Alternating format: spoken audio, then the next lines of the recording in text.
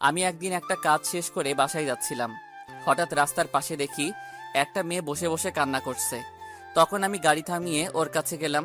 তখন আমি ওকে বললাম, কি হয়েছে মামুনি, তুমি এত রাতে এখানে বসে বসে কান্না করছো কেন? তোমার আব্বু আম্মু কোথায়? মেয়েটা আমার দিকে তাকিয়ে আরো জোরে জোরে কান্না করতে করতে বলল, ওরা আমার আব্বু আম্মুকে মেরে ফেলেছে। ওই জঙ্গলে আমার আব্বু আম্মু পড়ে আছে। আপনি আমার আব্বু আম্মুকে বাঁচান। আমি আব্বু আম্মুকে ছাড়া থাকতে পারবো না। আমি মেয়েটার কথা শুনে জঙ্গলের ভিতরে গেলাম। ভিতরে ঢুকে দেখি মেয়েটা ঠিক কথা বলছে। দুজন চুরি দিয়ে আঘাত করে মেরে ফেলছে। আমি তাদের নাকের ডগায় হাত নিয়ে দেখি তারা আর বেঁচে নেই। তারপর রাফি এবং আমার কিছু লোককে ফোন দিয়ে আসতে বললাম। তারা 10 মিনিটের মধ্যে চলে এসেছে। পরে রাইসার আব্বু আম্মুকে একটা কবরস্থানের সামনে একটা হুজুরকে খবর দিয়ে এনে তাদের জানাজা দিয়ে দাফন সম্পন্ন করলাম। তারপর আমি রাইসাকে আমার বাসায় নিয়ে আসি। রাইসা ঠিক হতে প্রায় 3 মাস সময় লেগে গেছে। আমি সবসময় রাইসার পাশে ছিলাম। তাকে বলছি এখন আমি তার সব। আজকে থেকে আমি তার বাবা মা। এরপর একটা কেজি স্কুলে ভর্তি করিয়ে দিলাম। আমার লোক তাকে প্রতিদিন নিয়ে যায় এবং নিয়ে আসে। এই ছিল রাইসার কাহিনী।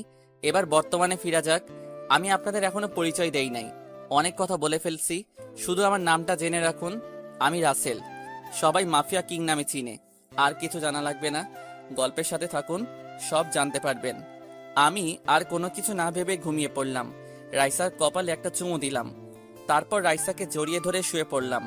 পরের দিন সকালে রাইসা আমাকে ডাকতে লাগলো।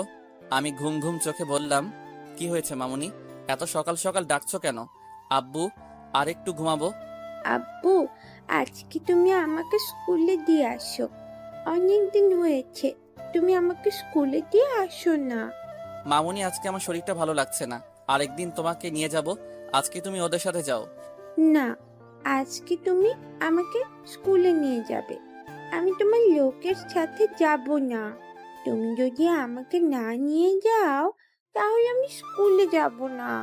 কি আর করার, রাইসার জোরাজোরিতে শোয়া থেকে উঠে রাইসাকে বললাম, ঠিক আছে মামুনি, তুমি রেডি হয়ে নিচে গিয়ে নাস্তার টেবিলে আব্বুর জন্য অপেক্ষা করো। আব্বু ফ্রেশ হয়ে আসছি। ঠিক আছে আব্বু, তুমি আমার লক্ষ্মী আব্বু। তুমি আমার বেস্ট আব্বু। মা। রাইসা আমার কপালে একটা চুমু দিয়ে রেডি হতে লাগলো। আমি দাঁড়িয়ে না থেকে ওয়াশরুমে ঢুকে ফ্রেশ হয়ে আসলাম। রাইসা রেডি হয়ে নিচে চলে গেল। আমি একটা জামা গায়ে দিয়ে নিচে চলে আসলাম।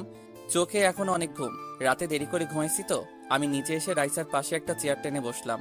রাইসাকে নিজের হাতে নাস্তা খাইয়ে দিতে লাগলাম, সাথে আমিও খাচ্ছি। বাপ মেয়ে নাস্তা করে বাসা থেকে বেরিয়ে গাড়ি নিয়ে রাইসার স্কুলে যেতে লাগলাম। রাইসা প্রথম শ্রেণীতে পড়ে। আমার সামনে পিছে আমার লোক গাড়ি নিয়ে আসছে।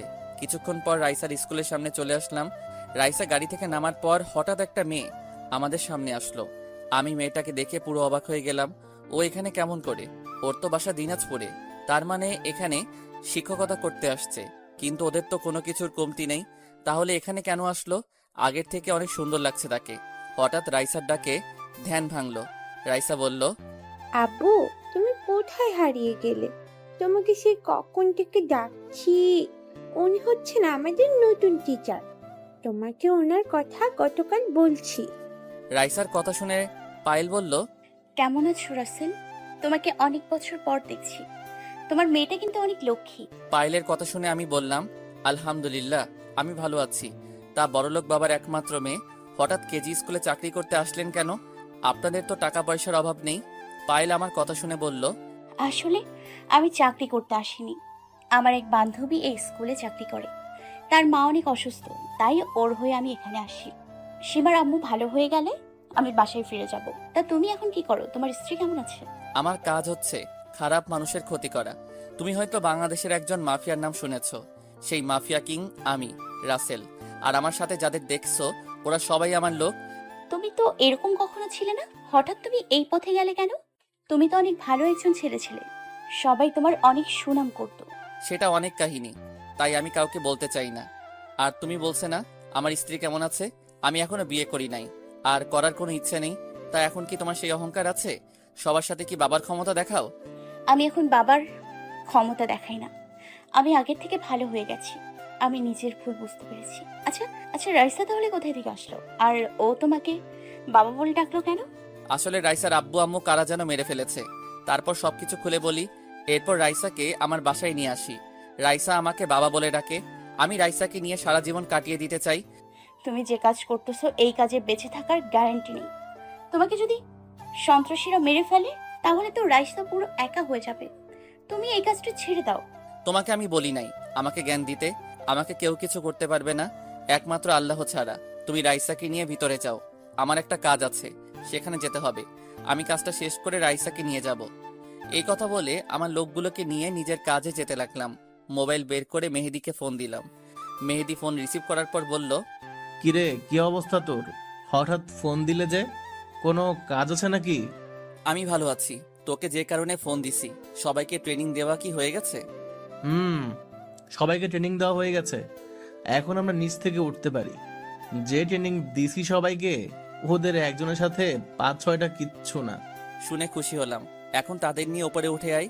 রনির আস্তানায় গিয়ে নয়নকে তার সামনে মেরে আসবি। যদি মারতে পারিস তাহলে আমাকে মাফিয়া কিং বলে জানবে।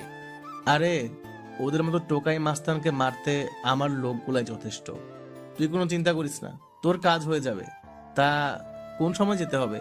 তুই ওদের নিয়ে বিকাল 5টায় রনির আস্তানায় যাবি। আর আমি এখন রাফি এবং কিছু লোক নিয়ে মন্ত্রীর বিপক্ষ প্রার্থীর বাসায় যাচ্ছি।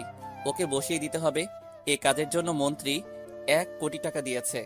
ঠিক আছে, ঠিক আছে, তুই তাহলে ওই কাজ শেষ করে আয়। আমি সবাইকে রেডি করছি। নয়নকে মেরে তোর কাছে ফোন দিয়ে জানিয়ে দেব। আমি ঠিক আছে বলে ফোনটা কেটে দিলাম। প্রায় 30 মিনিট পর মন্ত্রীর বিপক্ষ প্রার্থীর বাসায় চলে আসলাম। সিকিউরিটি গার্ড আমাদের আটকালে রাফি ঠাস করে 2টা থাপ্পড় মেরে দেয়। সিকিউরিটি গার্ড আর কোনো কথা বলে নাই, গালে হাত দিয়ে চুপ হয়ে গেছে। আমরা সবাই বিপক্ষ প্রার্থীর দরজার সামনে দাঁড়িয়ে কলিং বেল চাপ দিলাম। কিছুক্ষণ পর একজন মায়ের বয়সী লোক এসে দরজা খুলে দিল। দেখে মনে হচ্ছে বিপক্ষ প্রার্থীর স্ত্রী। আমাকে আর রাফিকে দেখে বলল, তোমরা কারা? আমার বাসায় কি? আপনার স্বামী কোথায়? তাকে একটু ডাক দিন, তার সাথে আমাদের কিছু কথা আছে। কথাগুলো বলি, আমরা চলে যাব। আরে রাসেল, তুমি আমার বাসায় কেন? আমার লোকেরা কি তোমার কোনো ক্ষতি করেছে? তুমি শুধু একবার বলো, আমি তোমার সামনে ওদের কঠিন শাস্তি দিব। আরে আমার কেউ কিছু করে নাই, আর কারো করার সাহস নেই। আমি যেটা বলার জন্য এসেছি, শুনেছি আপনি নাকি এবার মন্ত্রী নির্বাচন করবেন। তুমি ঠিকই শুনেছ। আমি ওই শফিকুলকে এবার হারিয়েই ছাড়ব। দেশের মানুষ আমার পক্ষে আছে। এবার আমার মন্ত্রী নির্বাচন কেউ ঠেকাতে পারবে না। তাই নাকি? তাহলে আমি বসে বসে ললিপপ খাবো। আপনাকে বসানোর জন্য 1 কোটি টাকা পেয়েছি। এখন আমি চাই আপনি বসে পড়ুন। তা না হলে এই রাসেল কি করতে পারে আপনি তা ভালোই করে জানেন। আমি কখনো এবার বসবো না। এবার আমি নির্বাচন করবই। তুমি আমার কিছুই করতে পারবে না। তুমি জানো না আমার হাত কত বড় মাফিয়াদের সাথে আছে। আপনি মনে হয় জানেন না আপনার কোথায় কি আছে। আমি সবকিছু জানি। আপনার ঢাকায় 6টা বাড়ি আছে, সব অবৈধ টাকায় করা। গুলশানের ভিতরে 5টা মদের গোডাউন আছে, 3টা আবাসিক হোটেল আছে। এখানে মেয়েদের দিকে ব্যবসা করেন। আরো অনেক কিছু আছে, সেগুলোর কথা নাই বললাম। আমি যদি এগুলো দেশের মানুষকে দেখাই এবং ধ্বংস করে দেই, তাহলে আপনি কিভাবে নির্বাচন করবেন? আমি যদি সরকারের কাছে সবকিছু বলে দেই, তাহলে আপনি কোথায় যাবেন? প্লিজ রাসেল, তুমি আমার এত বড় সর্বনাশ করো না। আমি তোমার কথায় রাজি আছি। আমি মন্ত্রী নির্বাচন করব না, তারপরেও তুমি আমার ক্ষতি করো না। কথাটা যেন মনে থাকে, তা না হলে আমি কি করতে পারি আপনি ভালোই করে জানেন। আমাকে যেন আপনার বাসায় আসতে না হয়। আবার যদি আসি তাহলে আপনি দুনিয়ায় বেঁচে থাকবেন না। এই বলে বিপক্ষ প্রার্থীর বাসা থেকে সবাই বেরিয়ে আসলাম। বিপক্ষ প্রার্থীর বাসা থেকে বেরিয়ে সোজা স্কুলের সামনে চলে গেলাম। গেটের সামনে গিয়ে দেখি রাইসা আর পায়েল দাঁড়িয়ে আছে। আমাকে দেখে রাইসা দৌড় দিয়ে আমার সামনে আসলো। কি ব্যাপার মামুনি, আজকে তোমার পড়ালেখা কেমন হয়েছে? কোনো শিক্ষক তোমার গায়ে কি হাত তুলছে? না আব্বু, ওই স্কুলের সবাই অনেক ভালো। আমাকে সবাই আদর করে। আব্বু, ম্যাম তোমাকে কিছু কথা বলবে। ম্যাম, আপনি কি বলবেন আব্বুকে? রাইসার কথা শুনে পায়েল আমার সামনে এসে বলল, আসলে রাসেল, এখানে আমাকে কি একটা বাসা নিয়ে দিতে পারবে? সে আমার বাসায় থাকতে আমার ভালো লাগছে না। তাদের 2টা রুম, একটায় ওর আব্বু আম্মু ঘুমায়, আরেকটায় সিয়াম আর ওর বড় ভাই ঘুমায়, আর ওপারে আমি। তাই বলছি আমাকে একটা বাসা খুঁজে দাও। আব্বু, তুমি ম্যামকে আমাদের বাসায় নিয়ে চলো। এখন থেকে ম্যাম আমাদের বাসায় থাকবে, আমার সাথে খেলবে, একসাথে কার্টুন দেখবে। আমার কাছে অনেক ভালো লাগবে। প্লিজ আব্বু, তুমি না করো না। রাইসার কথা শুনে আর মানা করতে পারলাম না। তাই আমি পায়েলকে বললাম, তুমি আমার বাসায় থাকতে পারো, তবে আমার কোনো কিছুতে কথা বলতে পারবে না। আমি কখন কি করি, কোথায় যাই, অনেক রাতে বাসায় ফিরি কেন, এসব কথা আমাকে বলতে পারবে না। শুধু রাইসার কথা ভেবে তোমাকে বাসায় নিয়ে যাচ্ছি। ঠিক আছে, আমি তোমার কোনো কিছুতেই কথা বলবো না, শুধু কিছুদিনের জন্য। সিয়াম, আম্মু সুস্থ হলে আমি বাসায় ফিরে যাব। আমি ঠিক আছে বলে পায়েলকে গাড়িতে উঠতে বললাম। রাইসাকে মাঝখানে বসালাম। আমি আর পায়েল রাইসার দুই পাশে বসলাম। কিছুক্ষণ পর বাসায় চলে আসলাম। গাড়িতে কেউ কোনো কথা বললাম না। গাড়ি থেকে নেমে আমি, পায়েল এবং রাইসা দরজার সামনে দাঁড়িয়ে কলিং বেল চাপ দিলাম। কিছুক্ষণ পর খালা এসে দরজা খুলে দিল। আমাদের সাথে পায়েলকে দেখে খালা বলল, রাসেল, এই মেয়েটাকে, তাকে তো চিনতে পারলাম না। আর কি কিছু হয়? আসলে খালা, ও হচ্ছে পায়েল। আমরা দুজনে একসাথে দিনাজপুরে পড়েছি। এখানে একটা বান্ধবীর বাসায় এসেছে। ও, এই ব্যাপার। তোমার কোনো সমস্যা নেই মা, তোমার যতদিন মন চায় থাকতে পারো। আর আমি বাসায় সব সময় থাকি। রাসেল কাজে কামে বেশিরভাগ বাহিরে থাকে। ঠিক আছে খালা, তুমি পায়েলকে একটা রুম দেখিয়ে দাও। আমি আমার রুমে গেলাম। আমি এখন একটু রেস্ট নিব। কোনো কিছু দরকার হলে রাফি অথবা বাহিরের লোককে বলবে, তারা এনে দিবে। ঠিক আছে রাসেল, তুমি রুমে গিয়ে রেস্ট নাও। যদি খাবারটা খেয়ে ঘুম যেতে তাহলে অনেক ভালো হতো। ওকে খালা, আমি ফ্রেশ হয়ে আসছি। তুমি খাবার রেডি করো। আর পায়েল, তুমি ওপরে ডান পাশে রুমে চলে যাও। রুমে সবকিছু আছে। পায়েল ঠিক আছে বলে উপরে চলে গেল। আমিও আর কোনো কথা না বলে রাইসাকে কোলে করে নিয়ে রুমে চলে আসলাম। বাপ মেয়ে দুজনে একসাথে গোসল করে রাইসাকে জামা কাপড় পরিয়ে দিয়ে আমি একটা জামা গায়ে দিয়ে দুজনে নিচে চলে আসলাম। আমি খালা এবং রাইসা চেয়ার টেনে বসলাম। তারপর পায়েলের জন্য অপেক্ষা করতে লাগলাম। কিছুক্ষণ পর সিঁড়ির উপর চোখ পড়তে আমি চমকে উঠলাম। দেখি পায়েল একটা নীল রঙের জামা গায়ে দিয়ে নিচে নামতে আসছে। দেখতে অনেক কিউট লাগছে। আরে, এ আমি কি বলছি? আমার জীবনে এসব ভালোবাসা হবে না। পায়েল নিচে এসে রাইসার পাশে একটা চেয়ার টেনে বসলো। তারপর খালা খাবার বেড়ে দিতে লাগলো। হঠাৎ দেখি রাফি এক জায়গায় দাঁড়িয়ে আছে। তখন আমি বললাম, কিরে, তুই ওখানে দাঁড়িয়ে আছিস কেন? তোকে কি বলে বসাতে হবে, নাকি তোর লজ্জা করছে আমাদের সাথে বসতে? আসলে তেমন কিছু না, তোরা খেয়ে নে, আমি পরে খাবো। আর একটা কথা বলবি, তোর মাথা ফাটিয়ে ফেলবো। তাড়াতাড়ি চেয়ার টেনে বস। রাফি আর কোনো কথা না বলে একটা চেয়ার টেনে বসলো। খালাও আমাদের সাথে বসে পড়লো।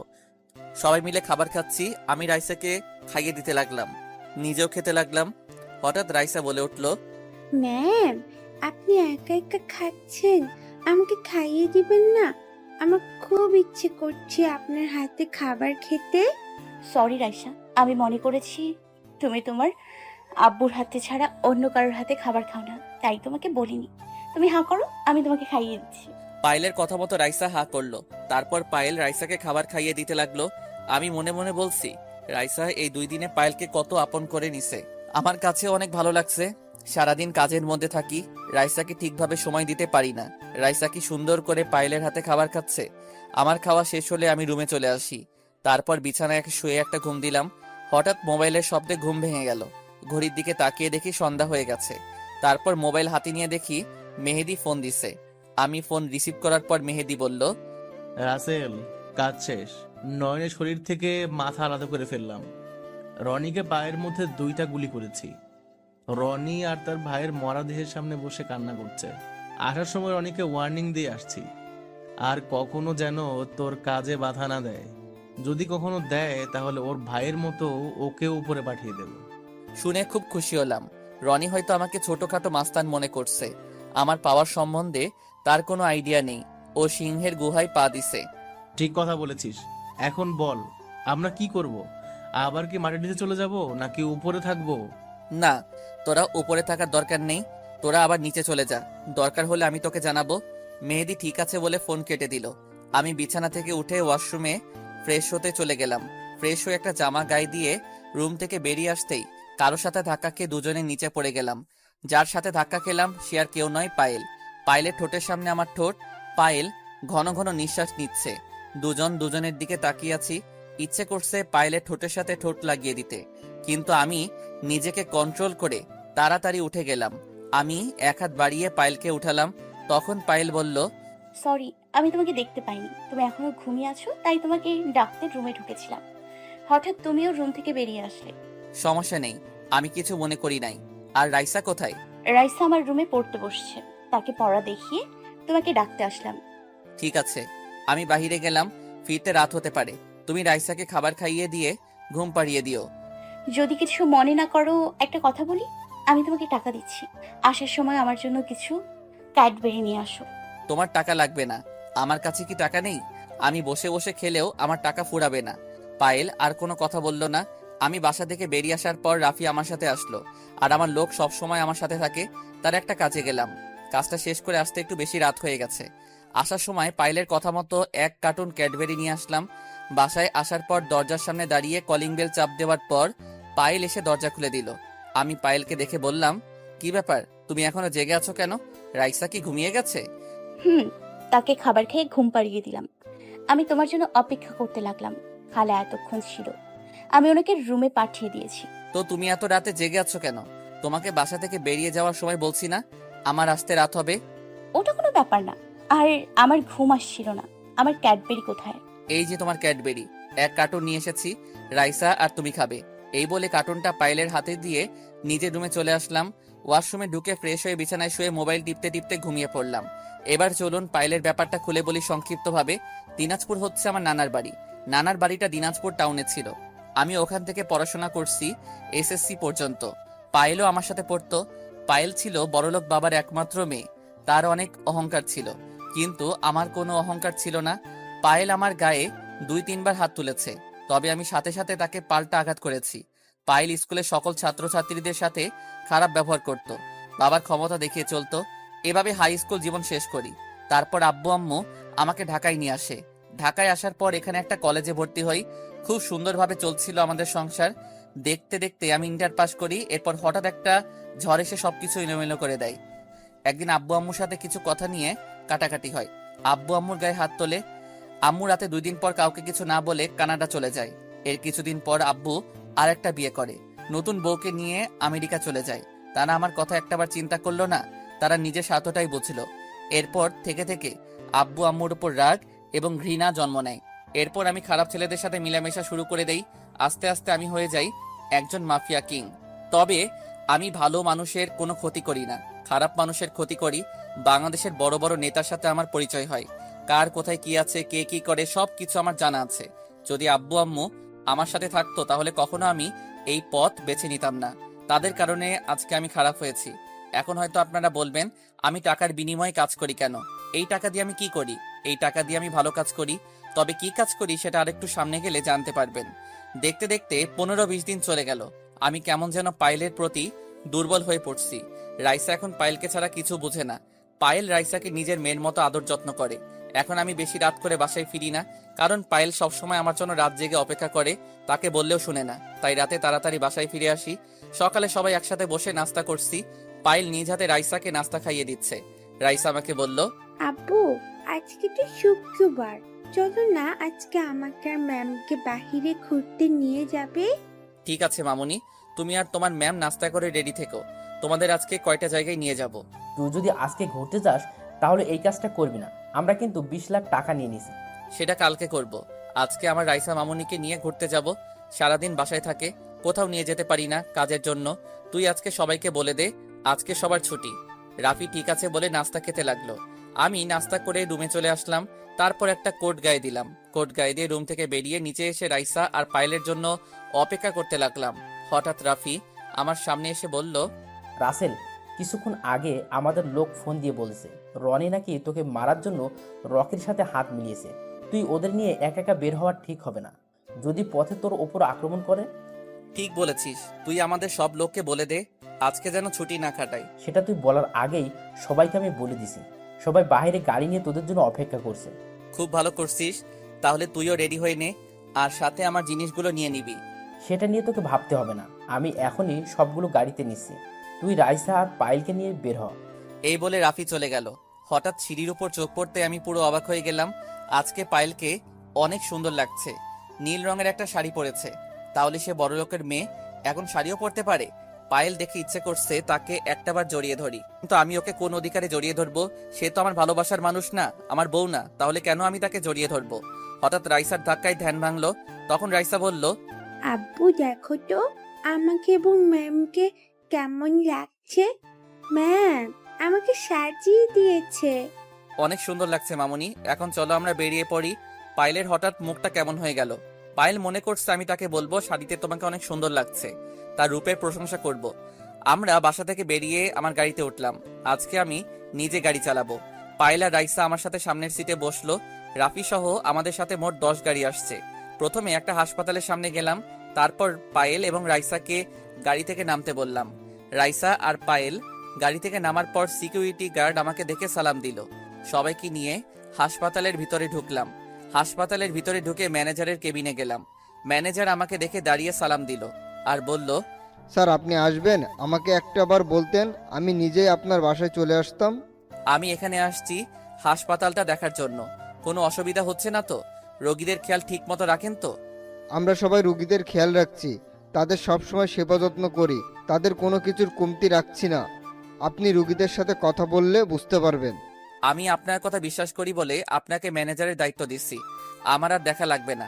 রাফি ম্যানেজারকে 50 লাখ টাকা দিয়ে দেয়। এই বলে রাইসা আর পায়েলকে নিয়ে হাসপাতাল থেকে বেরিয়ে আসলাম। তারপর গাড়িতে উঠে একটা এতিমখানার সামনে গেলাম।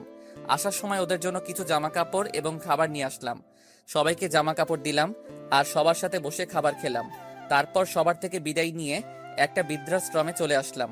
পায়েল কোনো কথা বলছে না, শুধু দেখে যাচ্ছে আর অবাক হয়ে আমার দিকে তাকিয়ে থাকে। বৃদ্ধাশ্রমের সামনে গাড়ি থামিয়ে সবাই ভিতরে ঢুকলাম। আমাকে দেখে সবাই এসে জড়িয়ে ধরলো। আসার সময় মহিলাদের জন্য একটা করে শাড়ি এবং পুরুষদের জন্য লুঙ্গি পাঞ্জাবি নিয়ে আসলাম। তাদের সবাইকে সবটা বুঝিয়ে দিলাম। এই বৃদ্ধাশ্রম যারা দেখাশোনা করে তাদের বললাম, এখানে কি সব ঠিকমতো চলছে? খাওয়া দাওয়ার কোনো সমস্যা হচ্ছে না তো? যদি শুনি আমার আব্বু আম্মুরা কষ্ট পাচ্ছে, তাহলে কাউকে আমি ছাড়বো না। যখন যার যেটা লাগবে দ্রুত এনে দিবে। আরো কিছুক্ষণ কথা বললাম এবং বৃদ্ধাশ্রমের সবাইকে বলছি, কোনো অসুবিধা হচ্ছে না তো? সবাই বলল কোনো অসুবিধা হচ্ছে না। তারপর ওদের থেকে বিদায় নিয়ে মার্কেটে গিয়ে পায়েল এবং রাইসার জন্য কিছু মার্কেট করলাম। তারপর একটা রেস্টুরেন্টে ঢুকে খাবার খেলাম। তারপর বাসায় চলে আসলাম। বাসায় আসতে আসতে রাত 10টা বেজে গেছে। এতক্ষণ সময় পায়েল একটা কথাও বলে নাই, শুধু আমার কাজ কাম দেখছে। বাসায় আসার পর রাইসাকে বললাম, মামুনি আজকে ঘোরাঘুরি করে তোমার কাছে কেমন লাগছে? অনেক ভালো লেগেছে আব্বু, তুমি সবার গরিব দুঃখী মানুষের খেয়াল রাখো, এটা দেখে আমার অনেক ভালো লেগেছে। ঠিক আছে মামুনি, তুমি একটু রুমে যাও, আমি তোমার ম্যামের সাথে একটু কথা বলবো। রাইসা ঠিক আছে বলে রুমে চলে গেল। এবার আমি পায়েলকে বললাম, আচ্ছা পায়েল, তোমাকে সেই সকালবেলা আমাদের সাথে বের হয়ে যাওয়ার পর তুমি একটা কথাও বলো নাই কেন? কি হয়েছে তোমার? আমার কিছু হয়নি রাসেল, আমি তোমার কাজ কাম দেখে আজকে মুগ্ধ হয়ে গেলাম। তোমার এসব কাজ আমার অনেক ভালো লেগেছে। আমি কথা বলার ভাষা হারিয়ে ফেলেছি, কি বলবো তোমায়। তুমি মনে করছো কি আমি এতটাই খারাপ? আসলে তুমি যতটা খারাপ ভাবছো, এই রাসেল এতটা খারাপ না। আমি এসব কাজ করে যে টাকা নেই, সব টাকা এই গরিব দুঃখী মানুষের পিছনে খরচ করি। এখন হয়তো তুমি বলবে এসব হারাম টাকা। আমি বলবো একটা টাকাও হারাম না, কারণ এসব টাকা গরিবদের হকের টাকা। বড় বড় নেতা গরিবদের পেটে লাথি দিয়ে এসব টাকা নিছে, আর সেই টাকা আমি কাজের বিনিময়ে নিয়ে আসি। আর সেই টাকা দিয়ে তাদের জন্য হাসপাতাল, এতিমখানা, স্কুল, বৃদ্ধাশ্রম এগুলো করে দিছি। হঠাৎ দেখি পায়েলের চোখে পানি। তখন আমি বললাম, এই পায়েল, তুমি কান্না করছো কেন? আমি কি খারাপ কিছু বলেছি? আমার কথায় কি কষ্ট পেয়েছো? এই কথা বলার সাথে সাথে পায়েল আমাকে জড়িয়ে ধরলো। কিছুক্ষণ জড়িয়ে ধরে তার রুমে চলে গেল। আমি তো কিছুই বুঝতে পারলাম না। এত কিছু বুঝে লাভ নেই। আমি আমার রুমে চলে আসলাম। রুমে এসে ফ্রেশ হয়ে বিছানায় শুয়ে পড়লাম। পরের দিন সকালে রাফি এবং কিছু লোক নিয়ে রকির আস্তানায় গেলাম। রকি হয়তো আমাকে এভাবে তার এখানে দেখবে আশা করে নাই। রকির সাথে রনিও আছে। তখন রকি বলল, আরে ভাই, আপনি আমার এখানে? আপনি একটা ফোন দিলে তো আমি আপনার কাছে চলে আসতাম। আপনি শুধু শুধু কষ্ট করে আসতে গেলেন কেন? ওই তোরা ভাইকে চেয়ার দে। আমি এখানে বসতে আসি নাই, শুধু তোকে আর রনিকে একটা ওয়ার্নিং দিতে আসছি। শুনেছি রনি নাকি আমাকে মারার জন্য তোর কাছে এসেছে। তুই যদি আমার বা আমার লোকদের উপর একটা আঘাত করিস, তাহলে তোদের দুইটাকে দুনিয়ায় বাঁচিয়ে রাখবো না, কথাটা মনে রাখিস। ভাই, আপনি মানুষের কথা বিশ্বাস করবেন না। কোথায় আপনি আর কোথায় আমি? আমি তো আপনার একটা পশম ছিঁড়তে পারবো না। তাহলে রনি তোর কাছে এসেছে কেন? তোর তো ওর সাথে ভেজাল ছিল। ভাই, রনি আমার কাছে ক্ষমা চাইতে এসেছে। সেই তার ভুল বুঝতে পেরেছে, তাই আমিও তাকে ক্ষমা করে দিছি। দুজনে এখন আগের মতো হয়ে গেছি। আগের মতো হয়েছিস ভালো কথা। যদি কখনো আমায় ক্ষতি করার চেষ্টা করিস, তাহলে রনির ছোট ভাইকে যেভাবে মেরেছি তোদেরকেও সেইভাবে মারবো, কথাটা মনে রাখিস। এ কথা বলে রনির আস্তানা থেকে বেরিয়ে গাড়ি নিয়ে বাসায় চলে আসলাম। কলিং বেল চাপ দেওয়ার পর পায়েল এসে দরজা খুলে দিল। আমাকে দেখে বলল, তুমি এত সকাল সকাল কোথায় গেছো? আর নাস্তাটাও করে যাওনি। তুমি তো এত সকাল ঘুম থেকে ওঠো না। আসলে সকালে একটা কাজ ছিল, সেটা শেষ করে আসছি। খালাকে বলো টেবিলে নাস্তা দিতে, আমি ফ্রেশ হয়ে আসছি। খালা রান্নাঘরে, তুমি গিয়ে ফ্রেশ হয়ে আসো, আমি টেবিলে নাস্তা দিচ্ছি। আমি ঠিক আছে বলে রুমে চলে আসলাম। তারপর ফ্রেশ হয়ে নিচে চলে আসলাম। পায়েল আমার সামনে নাস্তা দিল। হঠাৎ পায়েল যেটা বলল সেটা শুনে আমার মনটা পুরো খারাপ হয়ে গেল। পায়েল এটা কি বলছে? রাসেল, আমি কালকে সকালে বাড়িতে চলে যাব। সীমার আম্মু এখন সুস্থ আছে। আব্বু কালকে গাড়ি পাঠিয়ে দেবে। আরো কিছুদিন থেকে যাও। আর সীমা, স্কুলে আসলে সমস্যা কোথায়? তুমি আমার বাসায় আরো কিছুদিন থাকো। আমার মনে হয় রাইসা তোমাকে ছাড়া থাকতে পারবে না। আমার থেকে এখন তোমাকে ভালোবাসে। হঠাৎ রাইসা আমাদের সামনে এসে বলল, ম্যাম, আপনি যাবেন না। আপনাকে ছাড়া আমি থাকতে পারবো না। আপনি চলে গেলে আমার সাথে কে খেলবে? কে আমাকে খাইয়ে দিবে? কে আমাকে আদর করবে? কে আমাকে সুন্দর করে পড়াবে? প্লিজ ম্যাম, আপনি যাবেন না। রাইসা, এটা হয় না। আমি তো আর সারা জীবনের জন্য তোমাদের বাসায় আসিনি। আর বাইরের মানুষ খারাপ বলবে। তাহলে আপনি আমার আম্মু হয়ে যান, তাহলে আর কেউ কিছু বলবে না। আপনাকে ছাড়া আমি এক মিনিটও থাকতে পারবো না। রাইসার কথা শুনে আমি আর পায়েল দুজন দুজনের দিকে তাকালাম। তখন আমি বললাম, রাইসা তুমি এটা কি বলছো? উনি তোমার ম্যাম হয়, ওনার কাছে ক্ষমা চাও। রাইসা, তোমার আব্বু যদি রাজি থাকে তাহলে আমি বিয়ে করতে রাজি আছি। পায়েল, এ তুমি কি বলছো? তোমার আব্বু আম্মু কখনো আমার কাছে তোমাকে বিয়ে দিবে না। তারা যদি আমার নাম শুনে কখনো তোমাকে আমার হাতে তুলে দিবেন। কেন তুলে দেবে না? তুমি তো আর খারাপ কাজ করো না। তুমি গরিব দুঃখী মানুষের জন্য কাজ করে যাচ্ছ। আর একটা সত্যি কথা বলো তো, তুমি কি আমাকে ভালোবাসো না? না, আমি পায়েলের কথা শুনে কি বলবো কিছুই ভেবে পাচ্ছি না। কি করে বলবো পায়েল, আমিও যে তোমাকে ভালোবেসে ফেলেছি, কিন্তু আমি যে কাজ করি এটা শুনে তোমার আব্বু আম্মু কখনো আমার কাছে বিয়ে দিবে না।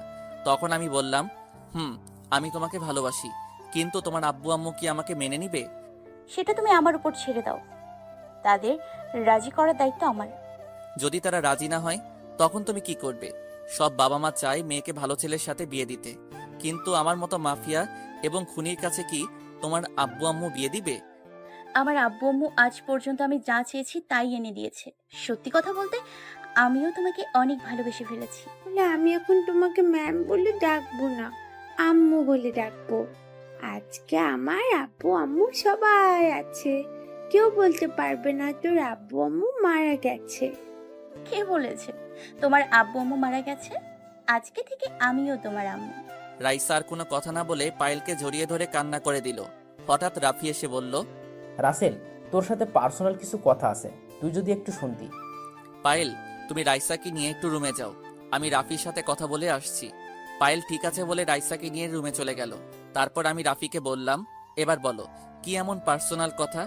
আজকে সকালে ওই লোকটা ফোন করে বলেছে ওই খুনিদের নাকি উনি দেখেছে এবং খুনিদের পিছনে পিছনে গিয়ে তাদের আস্তানা চিনে এসেছে। তাহলে আজকে ওই খুনিদের শেষ দিন। একটা মেয়েকে তারা এতিম করেছে, ওদের বাঁচিয়ে রেখে লাভ নেই। তুই বাহিরে গিয়ে সবকিছু রেডি কর, আমি পায়েল এবং রাইসাকে বলে আসছি। রাফি ঠিক আছে বলে বাহিরে চলে গেল। আপনারা হয়তো ভাবছেন কিসের খুনি, একটু অপেক্ষা করুন, তাহলে সব জানতে পারবেন। আমি পায়েলের রুমে গিয়ে দেখি পায়েল রাইসাকে পড়াচ্ছে। তখন আমি বললাম, পায়েল, আমি একটু বাহিরে যাচ্ছি, আজকে তুমি রাইসাকে স্কুলে নিয়ে যাও, তোমাদের সাথে আমার লোক গাড়ি নিয়ে যাবে। কে কাজে বাইরে যাবে সেটা জিজ্ঞেস করবো না, শুধু বলবো সাবধানে কাজ করো, তোমার যেন কোনো ক্ষতি না হয়। আমাকে নিয়ে তোমার চিন্তা করতে হবে না, এই রাসেলের কেউ কোনো ক্ষতি করতে পারবে না, তুমি রাইসাকে নিয়ে স্কুলে যাও বলে বাসার বাহিরে চলে আসলাম। বাহিরে এসে দেখি রাফি সবকিছু রেডি করে রাখছে। তারপর 5টা গাড়ি লোক নিয়ে ওই খুনিদের আস্তানায় যেতে লাগলাম। আসার সময় বাকি লোকদের বলে আসছি পায়েল আর রাইসাকে স্কুলে নিয়ে যেতে, স্কুল ছুটি হলে তাদের নিয়ে বাসা যেতে। আমরা ওই খুনিদের আস্তানায় চলে আসলাম। গাড়ি নিয়ে সোজা আস্তানার ভিতরে ঢুকে গেলাম। গাড়ি থেকে নেমে দেখি রনি এবং রকি দুজনে বসে গল্প করছে। আসার সময় ওই লোকটাকে সাথে করে নিয়ে আসলাম। ওই লোকটা বলল, ভাই, এরা ওই দিন রাতে ওই মেয়েটার আব্বু আম্মু মেরেছে, আমি নিজের চোখে দেখেছি। রনি আর রকি আমাকে দেখে রকি বলল, তুই কি সমস্যা সমাধান করবি? তোরা 5 মাস আগে রাতে 2জন লোককে মেরে ফেলছিস, এখন বল তাদের কেন মারছিস? প্রথম কথা হচ্ছে তোদের বসকে, আর কি কাজে ওদের মারছিস? আমরা একটা 5তলা বাসায় ভাড়া থাকতাম, ইয়াবা ব্যবসা করতাম। একদিন তারা স্বামী স্ত্রী দেখে ফেলে, পরে পুলিশের কাছে গিয়ে বলে দেয়। তারা ওই বাসার নিচতলায় ভাড়া থাকতো। পুলিশ এসে আমাদের সব ইয়াবা এবং আমাদের লোকগুলোকে নিয়ে যায়। আমাদের বস বলেছে ওদেরকে মেরে ফেলতে, তাই ওই দিন রাতে তাদের রাস্তায় আটকে কুপিয়ে মারি। ও আচ্ছা, এবার বল তোদের বসকে, সে কোথায় থাকে? আমাকে তো বললি না তোদের বসের কথা। আমাদের বসকে সেটা আমরা কখনো বলবো না। উনি রাতের আধারে কাজ করে। ওই দিন আমাদের সাথে বসও ছিল। তোরা যদি তোদের বসের কথা না বলিস, আজকে তোদের কেউ বাঁচাতে পারবি না। তাই বলছি তোদের বসকে, এবং থাকে কোথায়। এতক্ষণ তোর সাথে ভালোভাবে কথা বলছি, এখন আর বলবো না। তোর যদি সাহস থাকে আমাদের মেরে দেখা। তুই সাথে কয়জন লোক নিয়ে এসেছিস? আর তোর চারপাশে তাকিয়ে দেখ, আমাদের লোক তোর লোকের চেয়ে 3 গুণ বেশি আমাদের লোক। আজকে তুই এবং তোর লোক কেউ বাঁচতে পারবি না। আচ্ছা তাই নাকি? তোরা হয়তো আমার সম্বন্ধে ভালো করে জানিস না। এই রাসেলের সব লোক ট্রেনিং প্রাপ্ত। ওই তোরা দাঁড়িয়ে আছিস কেন? ওদের মেরে ফেল। আমি কথাটা বলার সাথে সাথে আমার লোক গুলি করা শুরু করে দিচ্ছে। আর রকি লোক চারপাশে লুকিয়ে গুলি করা শুরু করে দিচ্ছে। আমরা আসার সময় সবকিছু রেডি করে আসছি, মানে আমাদের শরীরে যেন গুলি না লাগে সে ব্যবস্থা করে আসছি। রনি আর রকি সব লোক গুলি খেয়ে মাটিতে গড়াগড়ি খাচ্ছে। আমি রনি আর রকির পায়ে গুলি করলাম, ওরা সাথে সাথে মাটিতে বসে পড়লো। তাদের সব লোক মারা গেছে। আমি এবার রনি আর রকির সামনে একটা চেয়ার নিয়ে বসলাম। তারপর বললাম, বেঁচে থাকতে চাইলে তোদের বসের নাম বল। সে থাকে কোথায়? যদি না বলিস তাহলে আজকে তোদের শেষ দিন। আমার কথা শুনে দুজনেই ভয় পেয়ে গেল। তখন রকি বলল, আমাদের বস আর কেউ নয়, আমজাদ খান। সে আগে বাহিরে ছিল, 7 মাস আগে বাংলাদেশে আসে, তারপর অবৈধ ব্যবসা শুরু করে। তবে আমাদের বসকে কেউ এখনো দেখেনি। উনি বাংলাদেশের শেষ বর্ডারে থাকে। আর ওই দিন স্বামী স্ত্রীকে আমরা মারি নাই, মেরেছে আমাদের বস। কারণ পুলিশ তার 1 কোটি টাকার ইয়াবা নিয়ে গেছে। আমজাদ খানের কথাটা শুনে বুকের ভিতর কেমন মোচড় দিয়ে উঠল। কে এই আমজাদ খান? আমি যাকে চিনি সে আবার নয় তো? যদি সে হয় তারপরেও তাকে আমি বাঁচিয়ে রাখবো না। তার প্রতি আমার অনেক রাগ আছে। তখন আমি রাফিকে বললাম, রাফি আমি গাড়িতে গিয়ে বসছি, তুই ওদের কি করবি করে আয়। ঠিক আছে, তুই গিয়ে বাড়িতে বস, ওদের ব্যবস্থা আমি করে আসছি। আমি আর কোনো কথা না বলে বাইরে এসে গাড়িতে গিয়ে বসলাম। 10 মিনিট পর রাফি সবগুলো লোক নিয়ে বেরিয়ে আসলো। সব লোক গাড়িতে উঠে বসলো। রাফি আমার সাথে সামনের সিটে বসলো। তখন রাফি বলল, দুজনের একটা করে হাত এবং একটা করে পা কেটে দিলাম, আর আমজাদ খানের ঠিকানা নিয়ে আসলাম। ওই শালা নাকি সিলেটের শেষ মাথায় থাকে। ঠিক আছে, ওর ব্যবস্থা পরে করব। এখন বাসায় চল। আমার কথা শুনে রাফি আর কোনো কথা বলল না। তারপর আমরা বাসায় যেতে লাগলাম। আপনারা হয়তো সবকিছু বুঝতে পারছেন। যদি কেউ না বুঝেন তাহলে আমি বুঝিয়ে বলছি। আমি যাদের খুনের কথা বলছি তারা আর কেউ নয়, রাইসার আব্বু আম্মুর কথা বলছি। ওই দিন রাতে রাইসার আব্বু আম্মুকে গাড়িতে করে কবরস্থানে আসার সময় একটা লোক আমাকে এসে বলে সে নাকি ওই খুনিদের চেহারা দেখেছে, তাদের একবার দেখলে চিনে ফেলবে। এরপর ওই লোকটাকে নিয়ে খুনিদের খুঁজতে থাকে। ওই লোকটা একটা অফিসে চাকরি করে। ওই দিন অফিসে কাজের চাপ বেশি থাকায় অফিস থেকে আসতে অনেক রাত হয়ে যায়। কোনো গাড়ি না পেয়ে হেঁটে হেঁটে বাসায় যাচ্ছিল। আপনাদের সাথে কথা বলতে বলতে বাসায় চলে আসলাম। আমি গাড়ি থেকে নেমে দরজার সামনে এসে কলিং বেল চাপ দেওয়ার পর পায়েল এসে দরজা খুলে দিল। আমাকে দেখে বলল, যাক, তোমার কিছু হয়নি। আমি তো অনেক চিন্তা করছিলাম তোমার জন্য। একমাত্র আল্লাহ ছাড়া এই রাসেলের গায়ে কেউ আঘাত করতে পারবে না। আমার যে ক্ষতি করতে আসবে সবগুলোকে মেরে নদীতে ভাসিয়ে দিব। ঠিক আছে, এখন কথা না বলে রুমে গিয়ে ফ্রেশ হয়ে আসো, আমি তোমাদের টেবিলে খাবার দিচ্ছি। আমি ঠিক আছে বলে রুমে চলে আসলাম। ওয়াশরুমে ঢুকে ফ্রেশ হয়ে একটা জামা গায়ে দিয়ে নিচে আসলাম। একটা চেয়ার টেনে বসলাম। কিছুক্ষণ পর রাফি এসে বসলো। পায়েল আমাদের দুজনকে খাবার বেড়ে দিচ্ছে। তখন আমি বললাম, আচ্ছা পায়েল, খালা কবে আসবে সেটা কি তোমাকে বলেছে? আমার কাছে তো কিছুই বলেনি। যাওয়ার সময় বলে গেছে কিছুদিন থেকে তারপর চলে আসবে। ও ঠিক আছে, তুমিও আমাদের সাথে বসে পড়ো। আর রাইসা কোথায়? ওকে তো দেখছি না।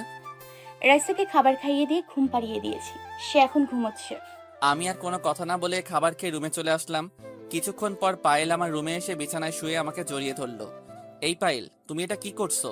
আমাদের এখনো বিয়ে হয়নি, তুমি আমাকে জড়িয়ে ধরলে কেন? আমার মন চাইছে তাই তোমাকে জড়িয়ে ধরেছি। আর বিয়ে হয়নি তো কি হয়েছে, বিয়ে তো একদিন হবে। আমরা তো খারাপ কিছু করতে যাচ্ছি না। আগে আমাদের বিয়ে হোক, তারপর তুমি যা খুশি করো, আমি তোমাকে বাধা দিব না। আমাদের ব্যাপারে তোমার আব্বু আম্মুকে সবকিছু খুলে বলছো? এখনো কিছু বলি নাই, আগে তোমার সাথে কিছুদিন প্রেম করব, তারপর আব্বু আম্মুকে বলবো। ঠিক আছে, এখন আমাকে ছাড়ো।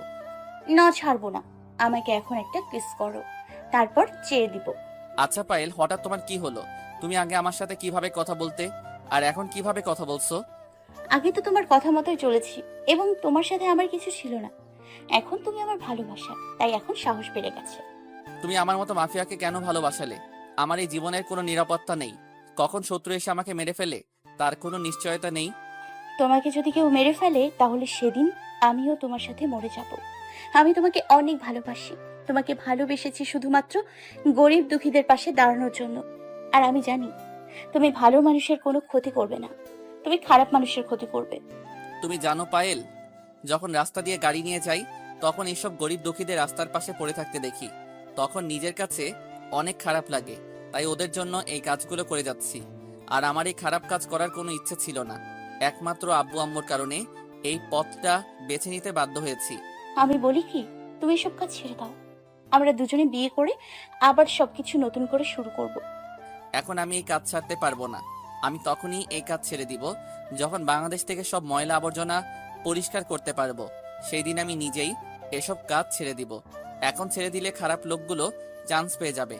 রাস্তাঘাটে মানুষ নিরাপদে চলতে পারবে না। একমাত্র আমার কারণে এই দেশের মানুষ নিরাপদে চলতে পারে। আমার কথাটা শেষ হতে না হতেই পায়েল এমন কিছু করবে সেটা আমি কখনো ভাবতে পারিনি। পায়েল আমার সাথে এটা কি করলো? আমার কথা শেষ হতেই পায়েল আমার ঠোঁটের সাথে ঠোঁট লাগিয়ে দিল, আমাকে শক্ত করে জড়িয়ে ধরে কিস করতে লাগলো। প্রায় 5 মিনিট পর ছেড়ে দিল। আমি হাঁপাতে হাঁপাতে বললাম, পায়েল এটা তুমি কি করলে? আমি তোমার কাছে এমন কিছু আশা করি নাই। আমি বলছি না আমাদের বিয়ের আগে কিছু হবে না? আমি তো বেশি কিছু করিনি, শুধু তোমাকে কিস করেছি। আর আমি তোমাকে ভালোবেসে কিস করেছি। ঠিক আছে, এখন তুমি আমার রুম থেকে যাও। দেখো রাইসা একা একা কি করছে। পায়েল ঠিক আছে বলে রুম থেকে বেরিয়ে গেল। দেখতে দেখতে 1 মাস চলে গেল। পায়েল আর আমার ভালোবাসা আগের মতো আছে। কালকে নির্বাচন, এই 1 মাসে আর কোনো কাজ করি নাই। নির্বাচন শেষ হলে আমার একটা মিশন আছে। দেখতে দেখতে নির্বাচন শেষ হলো। এবারও জাহিদ খান পাশ হয়েছে, তার বিপক্ষ প্রার্থী বসে গেছে। তাই জাহিদ খানের কাছ থেকে কেউ নিতে পারে নাই। আজকে পায়েল তাদের বাড়িতে চলে যাবে। সবকিছু গুছিয়ে নিচে আসলো, সাথে রাইসাও আছে। রাইসা আমার পাশে একটা চেয়ার টেনে বসলো। পায়েল রাইসার পাশে চেয়ার টেনে বসলো। তখন রাইসা বলল, আম্মু, তোমাকে ছাড়া আমি থাকতে পারবো না। প্লিজ তুমি তাড়াতাড়ি চলে এসো। ঠিক আছে আম্মু, কিছুদিন অপেক্ষা করো, তারপর আম্মু একেবারের জন্য তোমার কাছে চলে আসবো। তোমার নানা নানিকে তো রাজি করাতে হবে। তুমি যদি রাজি করাতে না পারো তাহলে আমি তাদের কাছে তোমাকে ভিক্ষা চাইবো, তারপরেও তোমাকে আমার আম্মু বানাবো। পায়েল রাইসাকে জড়িয়ে ধরে কান্না করে বলল, তুমি আমাকে এত ভালোবাসো কেন? তোমাকে ছেড়ে যেতে মন চাইছে না। কারণ তোমাকে আমি অনেক ভালোবাসি, নিজের আপন মা বানিয়েছি। তোমাকে ছাড়া থাকবো কি করে? আমি নানা নানির সাথে কথা বলে তোমাকে এই বাসায় নিয়ে আসবো। তুমি চিন্তা করো না আম্মু, তোমার নানা নানি রাজি না হলেও আমি তোমার কাছে চলে আসবো। এখন কান্না থামাও, নাস্তা শেষ করে নাও। আর তোমার আব্বু বলেছে কেন তোমাকে এত জরুরি বাসায় যেতে? সেটা বলে নাই, তবে বলেছে আমার জন্য নাকি খুশির সংবাদ আছে, সেটা বাড়িতে গেলে বলবে। ও, নাস্তা শেষ করে নাও। তোমার আব্বু গাড়ি পাঠিয়ে দিছে। রাফি আমাকে বলছে তোমার গাড়ি চলে এসেছে।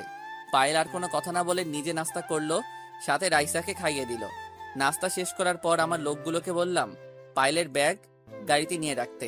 পায়েল রাইসাকে বলল, রাইসা মামুনি, তুমি একটু বাইরে যাও তো, তোমার আব্বুর সাথে আমি একটু কথা বলে আসছি।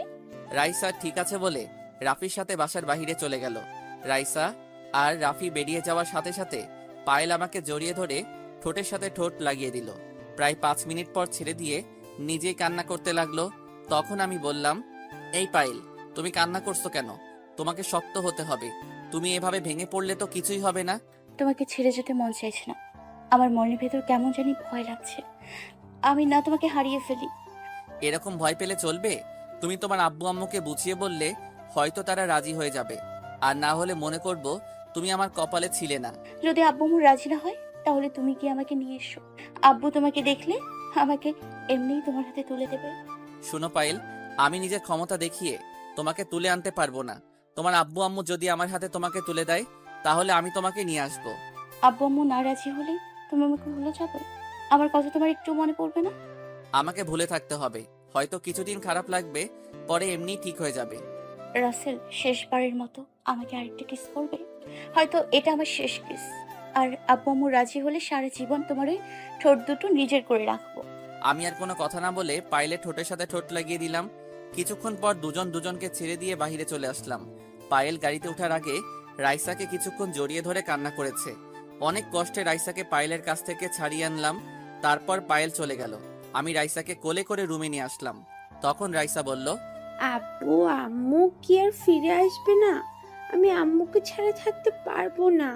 আমি অনেক ভালোবাসি আম্মুকে। কে বলেছে তোমার আম্মু আসবে না? দেখবে কিছুদিন পর তোমার আম্মু তোমার কাছে চলে আসবে। তুমি কান্না করো না। তোমার কথা যেন সত্যি হয় আব্বু। এই বলে রাইসা আমার কোলে শুয়ে পড়ল। রাইসার ঘুম আসার পর তাকে রেখে রুম থেকে বেরিয়ে আসলাম। নিচে আসার পর রাফি বলল, শোন রাসেল, আমজাদ খানের আস্তানায় আমাদের লোক পাঠিয়েছে। বলেছি যে করেই হোক তার সব খবর আমাদের দেওয়ার জন্য। ভালো করছিস। এখন বল রনি আর রকির কি খবর? তারা এখনো কি হাসপাতালে আছে নাকি তারা বেরিয়ে গেছে? শুনেছি তাদের লোক এসে রনি আর রফিকে নিয়ে গেছে, তবে কোথায় নিয়ে গেছে সেটা বলতে পারবো না। আর ওদের খোঁজ খবর নিয়ে তুই কি করবি? ওরা তো আর কিছুই করতে পারবে না। আমি জানি তারা আমাকে মারার জন্য আমজাদ খানের কাছে যাবে। ওদের তো এখনো একটা হাত আর একটা পা আছে। তারা এখন আলগা হাত পা লাগাবে। এবার যদি আমাদের ক্ষতি করতে আসে তাহলে তাদের আর বাঁচিয়ে রাখবো না। ওরা এখনো তোকে ভালো করে চেনে নাই। ঠিক আছে, তুই এখন রুমে যা।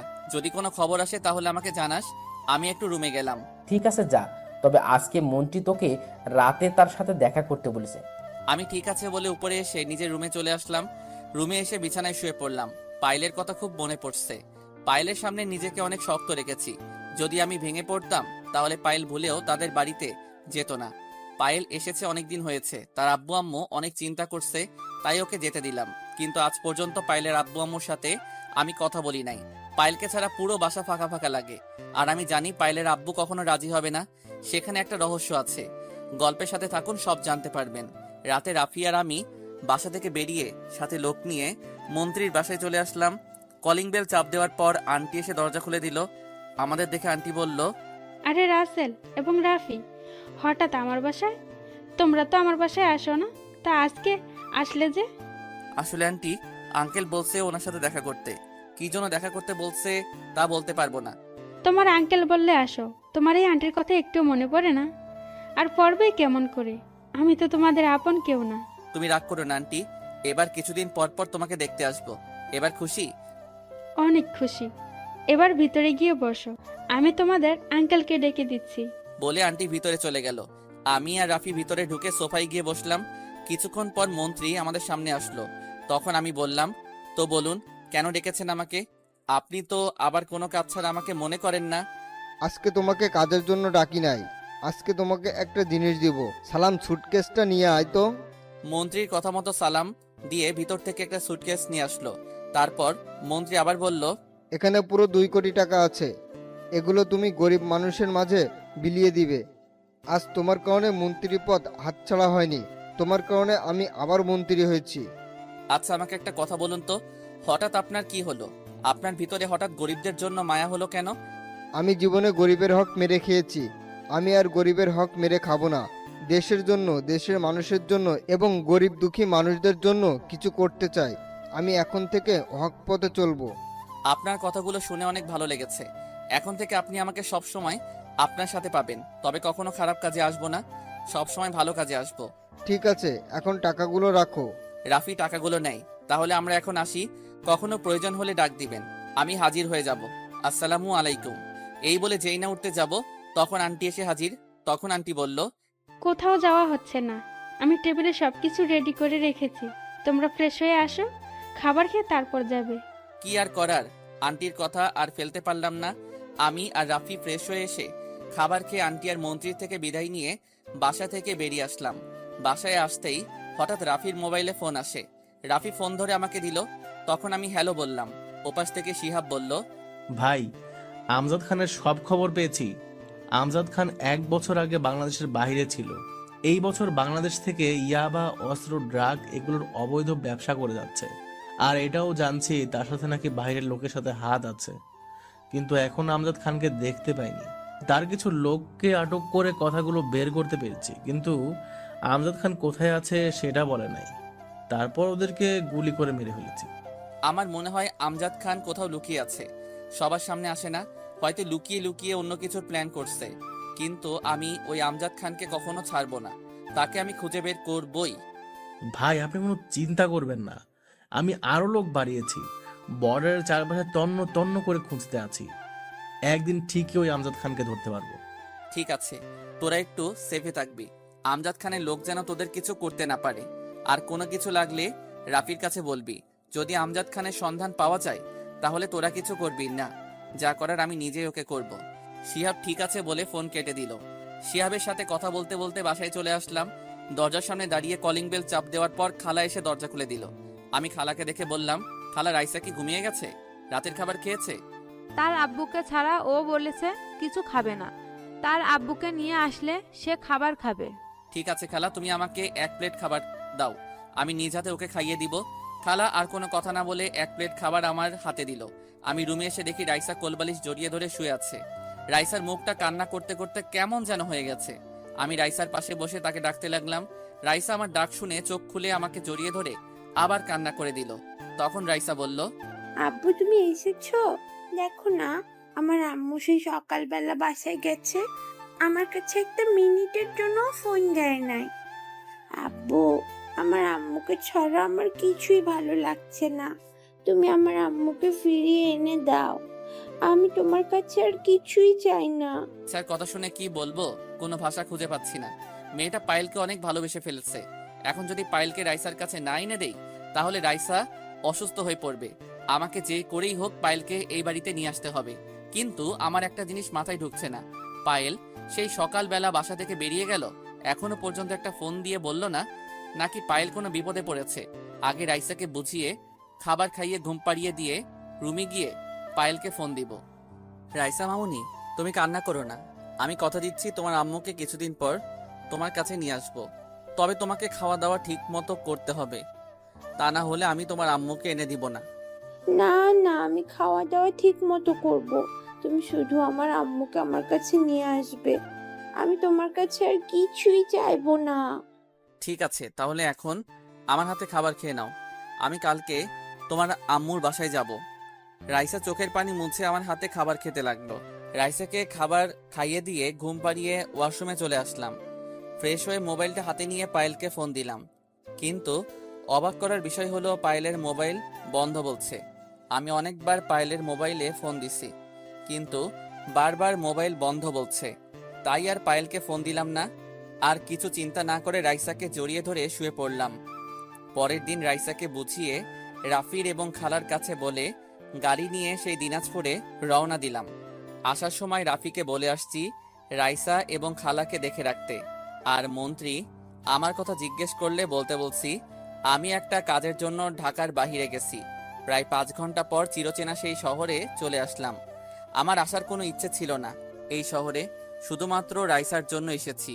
এই শহরে না আসার কারণ আব্বু আম্মু আমাকে ফেলে রাখার পর নানা নানি এবং মামা মামি আমার কোনো খোঁজ খবর নেয় নাই। তাই আব্বু আম্মুর মতো ওদের আমি ঘৃণা করি। আগের থেকে অনেক পরিবর্তন হয়ে গেছে এই দিনাজপুর। এই স্কুলটা নতুন করে আবার বানিয়েছে, কত স্মৃতি জমে আছে এই শহরে। এখানে আমার কিছু বন্ধু ছিল, কিন্তু যাওয়ার পর তাদের সাথে আর যোগাযোগ হয়নি। তো যাই হোক, দেখতে দেখতে পায়েলদের বাসার সামনে চলে আসলাম। গাড়ি একটু সাইড করে দারোয়ানের সামনে গেলাম। তখন দারোয়ান আমাকে দেখে বলল, কাকে চাই?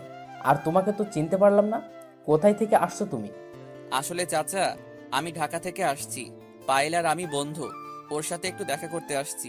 কাল সকাল থেকে ওর মোবাইল বন্ধ। পায়েল মামুনির জন্য স্যারের বিয়ে ঠিক করছে, ছেলে স্যারের বন্ধুর ছেলে। কিন্তু পায়েল মামুনি এই বিয়েতে রাজি না, তাই স্যারের জোর করে পায়েল মামুনিকে বিয়ে দিতে চাইছে আর ওর মোবাইল নিয়ে গেছে। তারপর দারোয়ান যেটা বলল সেটা শোনার জন্য আমি মোটেও প্রস্তুত ছিলাম না। দারোয়ান চাচা এটা কি বলল? এখন পায়েল কোথায় আছে? ওর সাথে কি কথা বলা যাবে? আমি ওর সাথে 2 মিনিট কথা বলতে চাই। পায়েলকে তো রুমের ভিতরে আটকে রেখেছে, তাকে ঘর থেকে বের হতে দিচ্ছে না। হঠাৎ গতকালের সেই ড্রাইভার ভিতর থেকে বেরিয়ে আসলো, যে পায়েলকে বাসায় নিয়ে আসছে। আমাকে দেখে ড্রাইভার বলল, আরে ভাই আপনি এখানে হঠাৎ আজকে পায়েল ম্যামের বাসায়? দারোয়ান ড্রাইভারের কথা শুনে তাকে বলল, তুমি ওকে ভাই বলছো কেন? তুমি কি ওনাকে চিনো? ওনাকে চিনে না বাংলাদেশের এমন কোনো মানুষ নাই।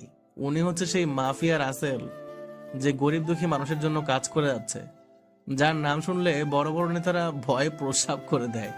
সরি ভাই, আমি আপনাকে চিনতে পারি নাই, আপনি আমাকে ক্ষমা করে দেন। আপনাকে এতক্ষণ দাঁড় করিয়ে কথা বলছি।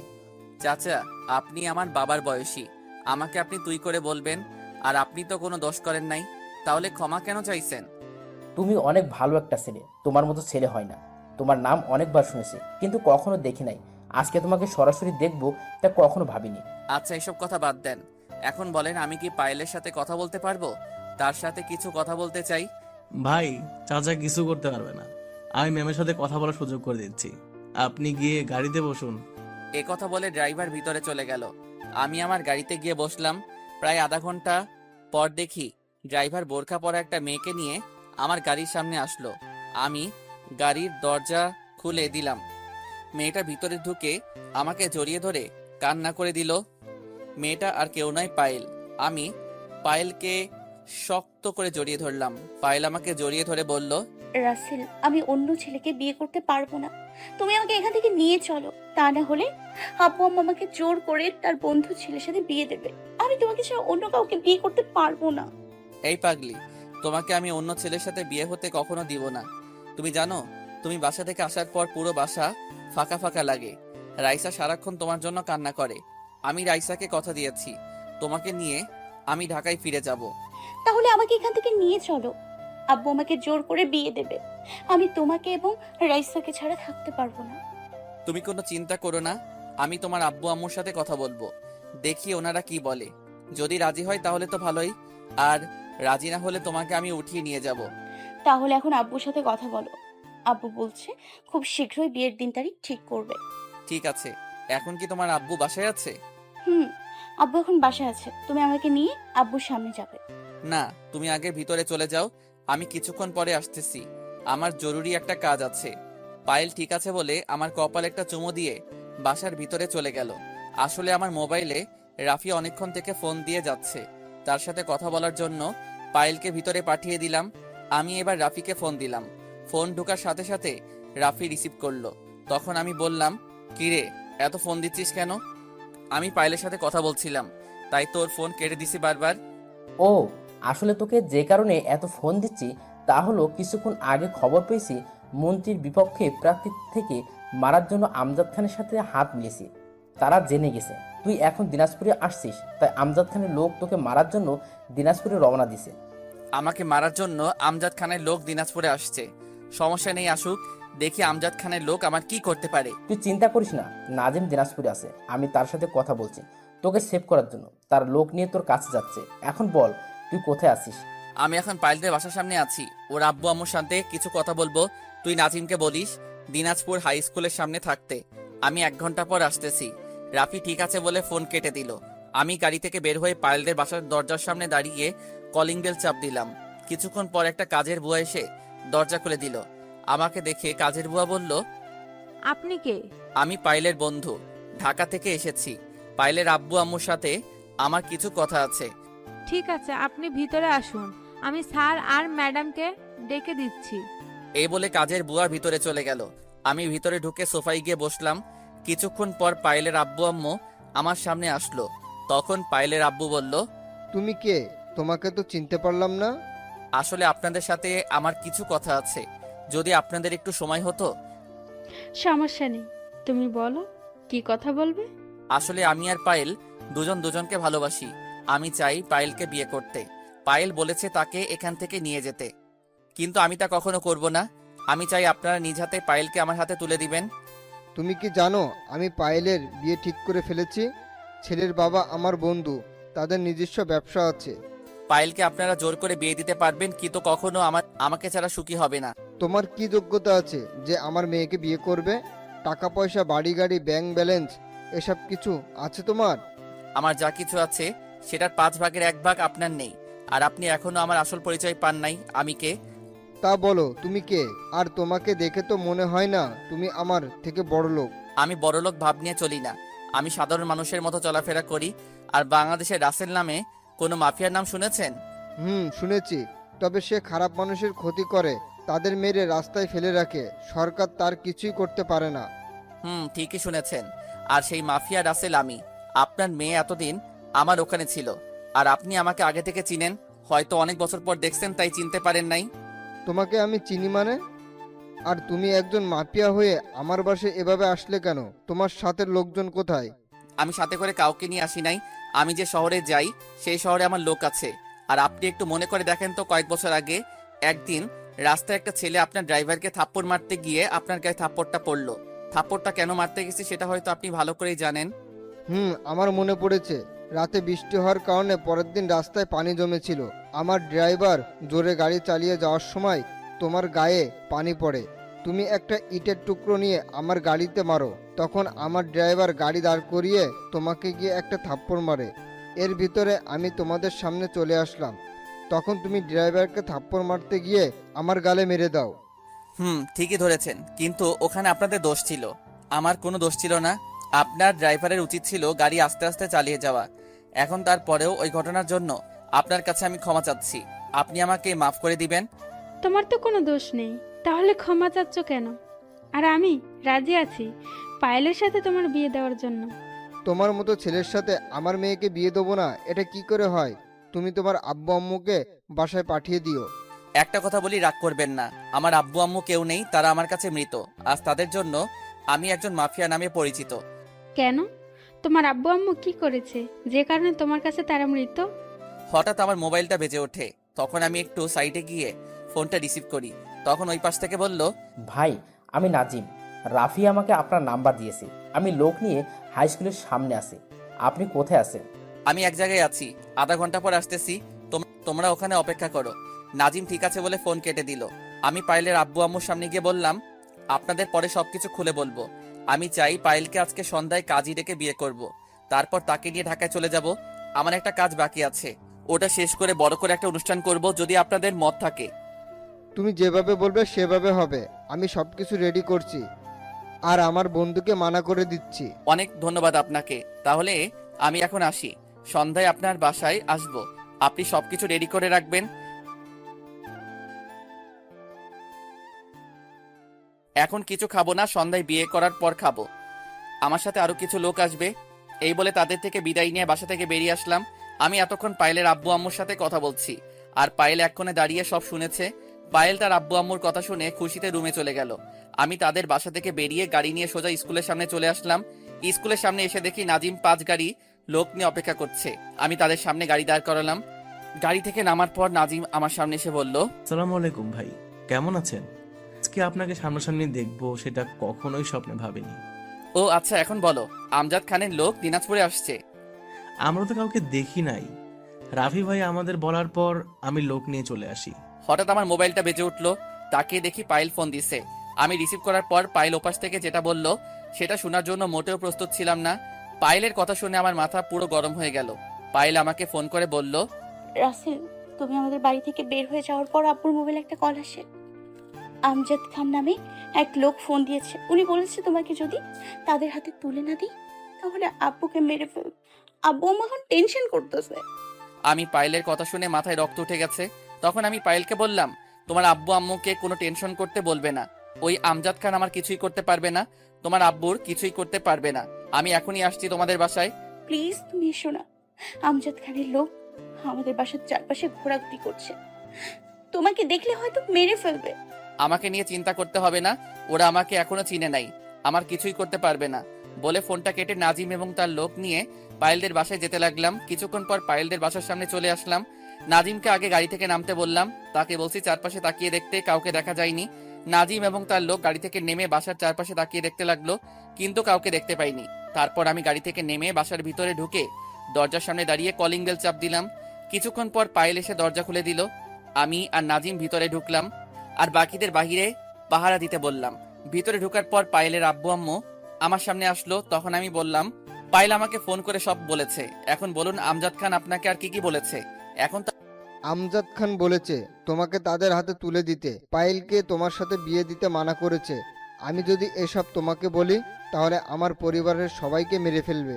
আপনি আমাকে সব বলে দিচ্ছেন, তাহলে যদি আমজাদ খান আপনাকে মেরে ফেলে? আমি ওই আমজাদ খানকে ভয় পাই না। তোমার সাথে কথা বলার পর আমার সাহস বেড়ে গেছে, তাই আমি কাউকে ভয় পাই না।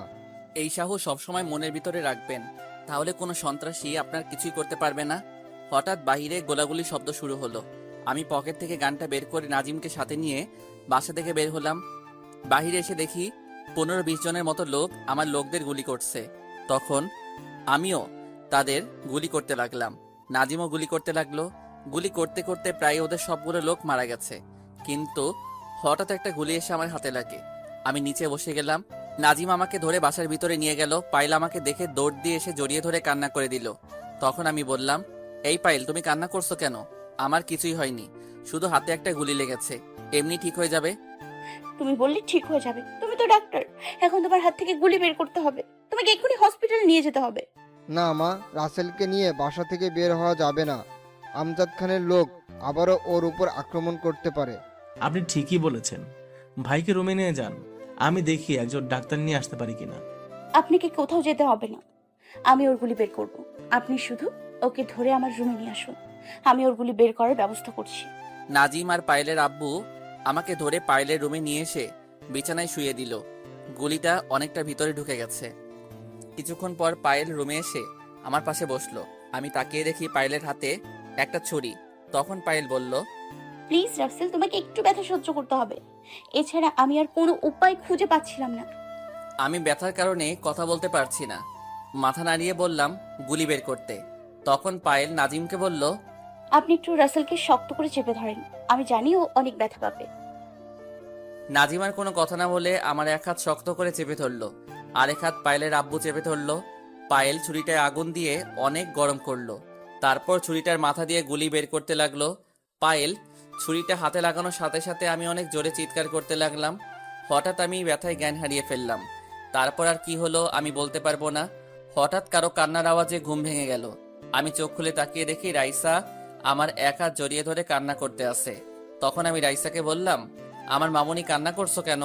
আমার তো কিছুই হয়নি। আর তুমি এখানে কার সাথে এসেছো? আমাকে রাফি চাচ্চু নিয়ে এসেছে। চাচ্চু বাইরে সবার সাথে কথা বলতে আছে। আজকে সকালে রাফি চাচ্চু আমাকে নিয়ে এসেছে। হঠাৎ রাফি, নাজিম এবং পায়েল রুমে আসলো। এতক্ষণ তো হাতের দিকে লক্ষ্য করি নাই। পায়েল আমার গুলিটা বের করে হাতে ব্যান্ডেজ করে দিচ্ছে। তখন রাফি বলল, তোর হাতে গুলি লেগেছে, তুই আমাকে একটা মিনিট ফোন করে বলবি না? রাত 3টার সময় নাজিম আমাকে ফোন দিয়ে বলে তোর হাতে আমজাদ খানের লোক গুলি করেছে। তারপর ভোরে ভোরে রাইসাকে সাথে নিয়ে রওনা দিয়ে এখানে আসলাম। এসেছিস, ভালো হয়েছে। আর তোকে ফোন করতে পারি নাই, কারণ হাতে গুলি লাগার পর অনেক ব্যথা করছিল, তাই তোকে ফোন দিতে পারি নাই। এখন বল, কাউকে খুঁজে পেয়েছিস? এখনো কাউকে খুঁজে পাইনি, তবে বেশি দিন লাগবে না ওদের খুঁজে বের করতে। আমার মনে হয় মন্ত্রীর বিপক্ষ প্রার্থীকে ধরতে পারলে আমজাদ খানের সংবাদ পাওয়া যাবে। তুই বলছিস না মন্ত্রীর বিপক্ষ প্রার্থী আমজাদ খানের সাথে হাত মিলিয়েছে আমাকে মারার জন্য? আসলে তোকে না জানিয়ে আমি আমাদের এক লোককে ওই জুনাইদ সাহেব এর ওখানে পাঠিয়েছি একটা কাজের জন্য। তখন ওই লোকটা আমাকে ফোন দিয়ে ওইসব কথা বলেছে। তাহলে ঠিক আছে, আগে ওই জুনায়েদ সাহেবকে ধরতে হবে, তাহলে সব খবর পাওয়া যাবে। আমি যে দিনাজপুরে আসছি এটা হয়তো ওই জুনায়েদ সাহেব আমজাদ খানকে বলেছে, তা না হলে বাহিরের কেউ জানে না আমি কোথায় আছি। ওনাকে ধরতে হলে তো আমাদের আবার ঢাকায় ফিরে যেতে হবে, কিন্তু তোকে এই অবস্থায় রেখে আমি কোথায় যাব না। আমজাদ খানের লোক আবার আক্রমণ করতে পারে। তোদের কোথাও যেতে হবে না, আমি মেহেদির সাথে কথা বলছি। মেহেদিকে এবার উপরে নিয়ে আসতে হবে।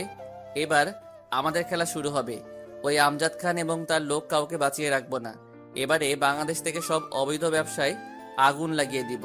তুই ঠিকই বলছিস, এবার আমাদের দেশের জন্য কিছু করতে হবে। দেশটাকে সন্ত্রাসী, চাঁদাবাজি, টেন্ডারবাজি ওদের হাত থেকে বাঁচাতে হবে, তারপর আমাদের কাজ ছেড়ে দিব। হঠাৎ পায়েল বলল, আপনাদের কথা শেষ হয়েছে? তাহলে এবার রাফি আর নাজিম তোমরা নিচে যাও, আমাদের জন্য নাস্তা রেডি করো। আমি রাইসা এবং রাসেলকে রুমে খাইয়ে দিচ্ছি। নাজিম আর রাফি ঠিক আছে বলে রুম থেকে বেরিয়ে গেল। পায়েল আমাকে ধরে বসালো।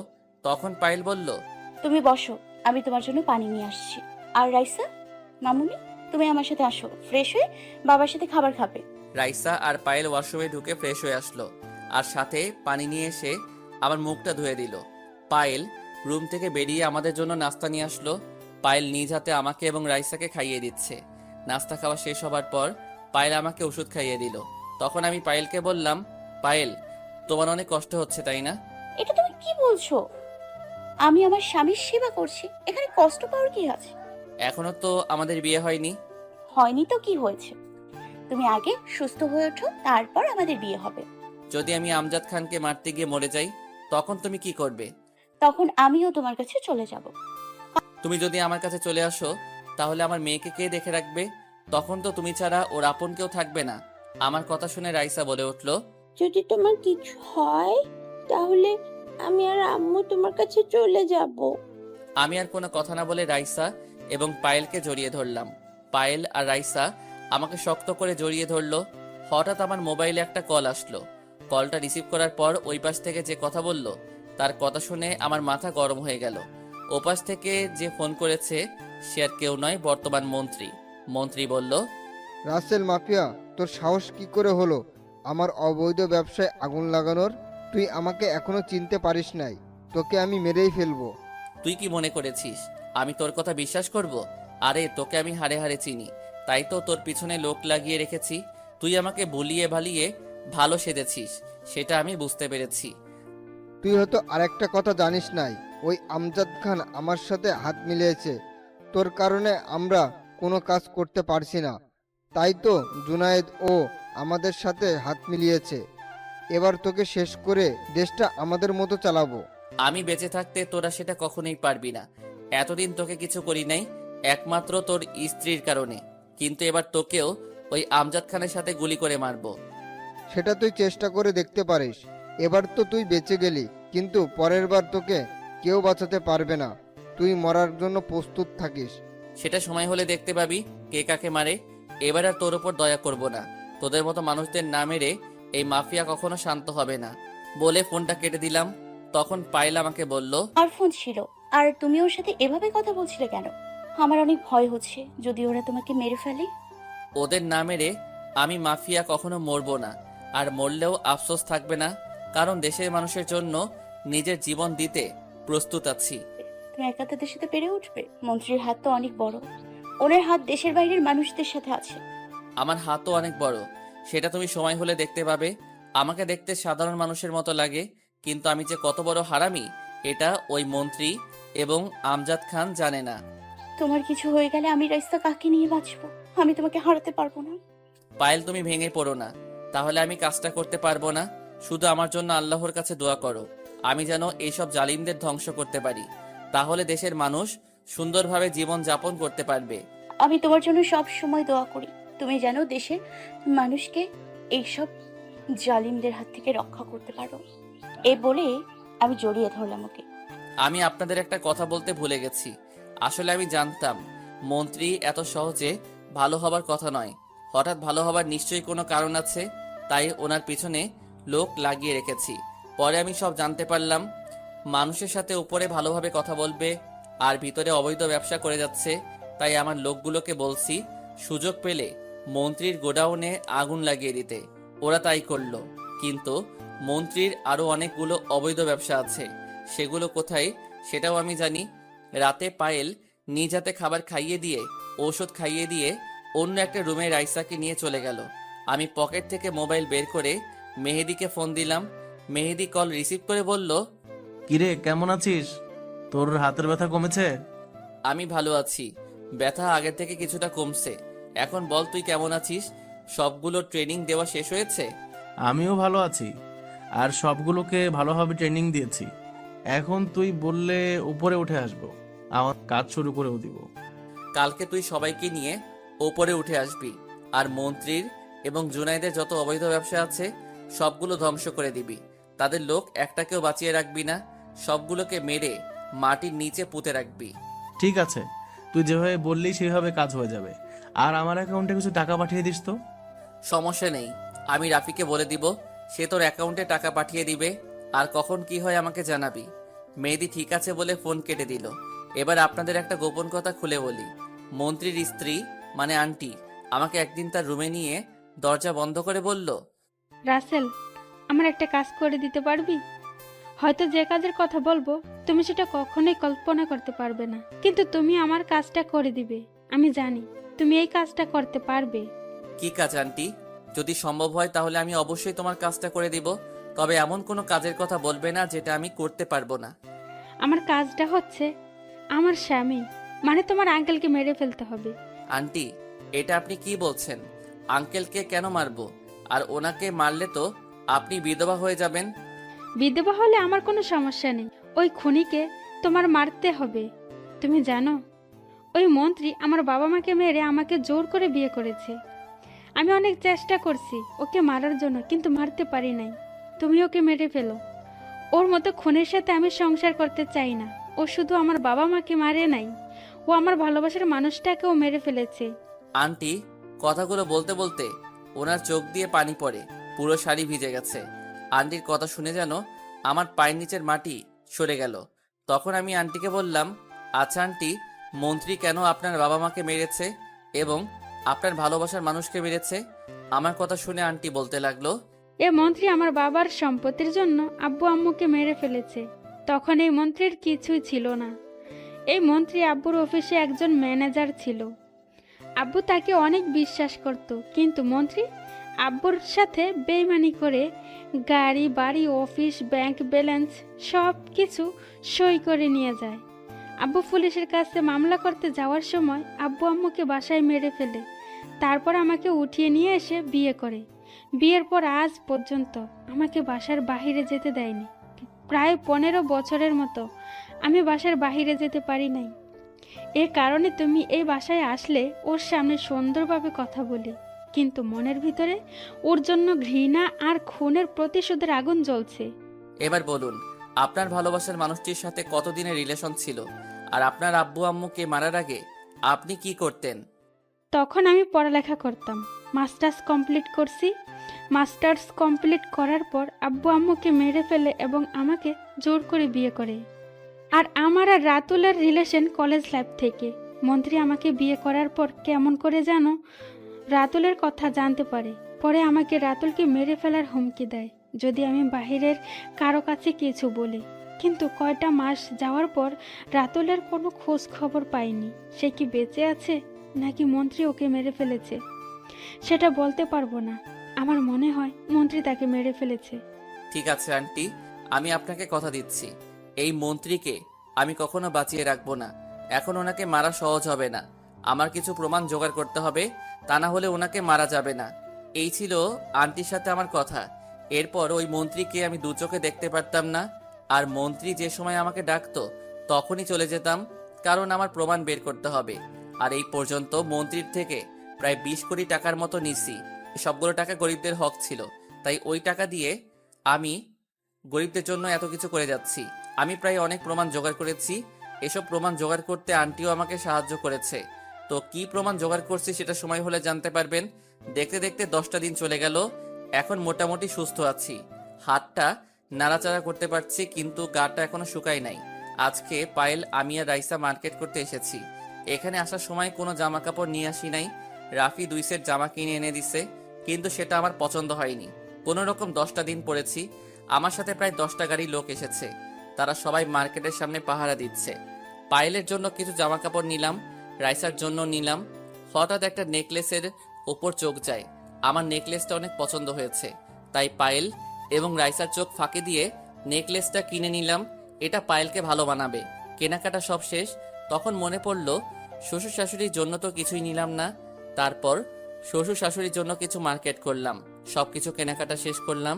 তারপর পায়েলকে বললাম, পায়েল তোমার কি আর কিছু লাগবে? যদি লাগে বলো। আর রাইসা মামুনি, তোমার আর কিছু লাগবে? আব্বু, আমার ওই বড় পুতুলটা লাগবে। পুতুলটা দেখতে অনেক সুন্দর। ঠিক আছে মামুনি, আমি এখনই কিনে দিচ্ছি তোমাকে। রাসেল, আমাকে ওই নুপুর জোড়া কিনে দাও। আমি ঠিক আছে বলে রাইসার পুতুল এবং পায়েলের নুপুর কিনে দিলাম। এর ফাঁকে রাফির জন্য কিছু কেনাকাটা করলাম। সবকিছু শেষ করে মার্কেট থেকে বেরিয়ে আসতেই হঠাৎ আমাদের সামনে একজন মহিলা আসলো এবং ওনার সাথে আরো 2জন মানুষ ছিল। তাদের দেখে মাথায় রক্ত উঠে গেল। তারা এখানে কেন আর আমার সামনে আসলো কেন? আমি তো এখন তাদের কাউকে চিনি না। আপনারা হয়তো ভাবছেন তারা কারা, যে তাদের দেখে মাথায় রক্ত উঠে গেল। তারা আর কেউ নয়, একজন হচ্ছে আমার গর্ভধারিণী মা এবং বাকি 2জন হচ্ছে আমার মামা মামি। আম্মু আমাকে দেখে বলল, রাসেল, তুই এতদিন কোথায় ছিলি? আমি দেশে এসে তোকে অনেক জায়গায় খুঁজেছি, কিন্তু কোথাও পাইনি। তুই আমাকে ক্ষমা করে দে। তোর বাবার সাথে ঝগড়া করে তোকে ফেলে বাইরে চলে গেছি, তাও আবার তোদের না জানিয়ে। আপনি কে? আপনাকে তো আমি চিনি না। আমার আব্বু আম্মু তো অনেক আগেই আমার কাছে মারা গেছে। রাসেল, তুমি এটা কি বলছো? তোমার আম্মু না হয় তোমাকে ফেলে চলে গেছে, তাই বলে তুমি তাদের মৃত বলবে?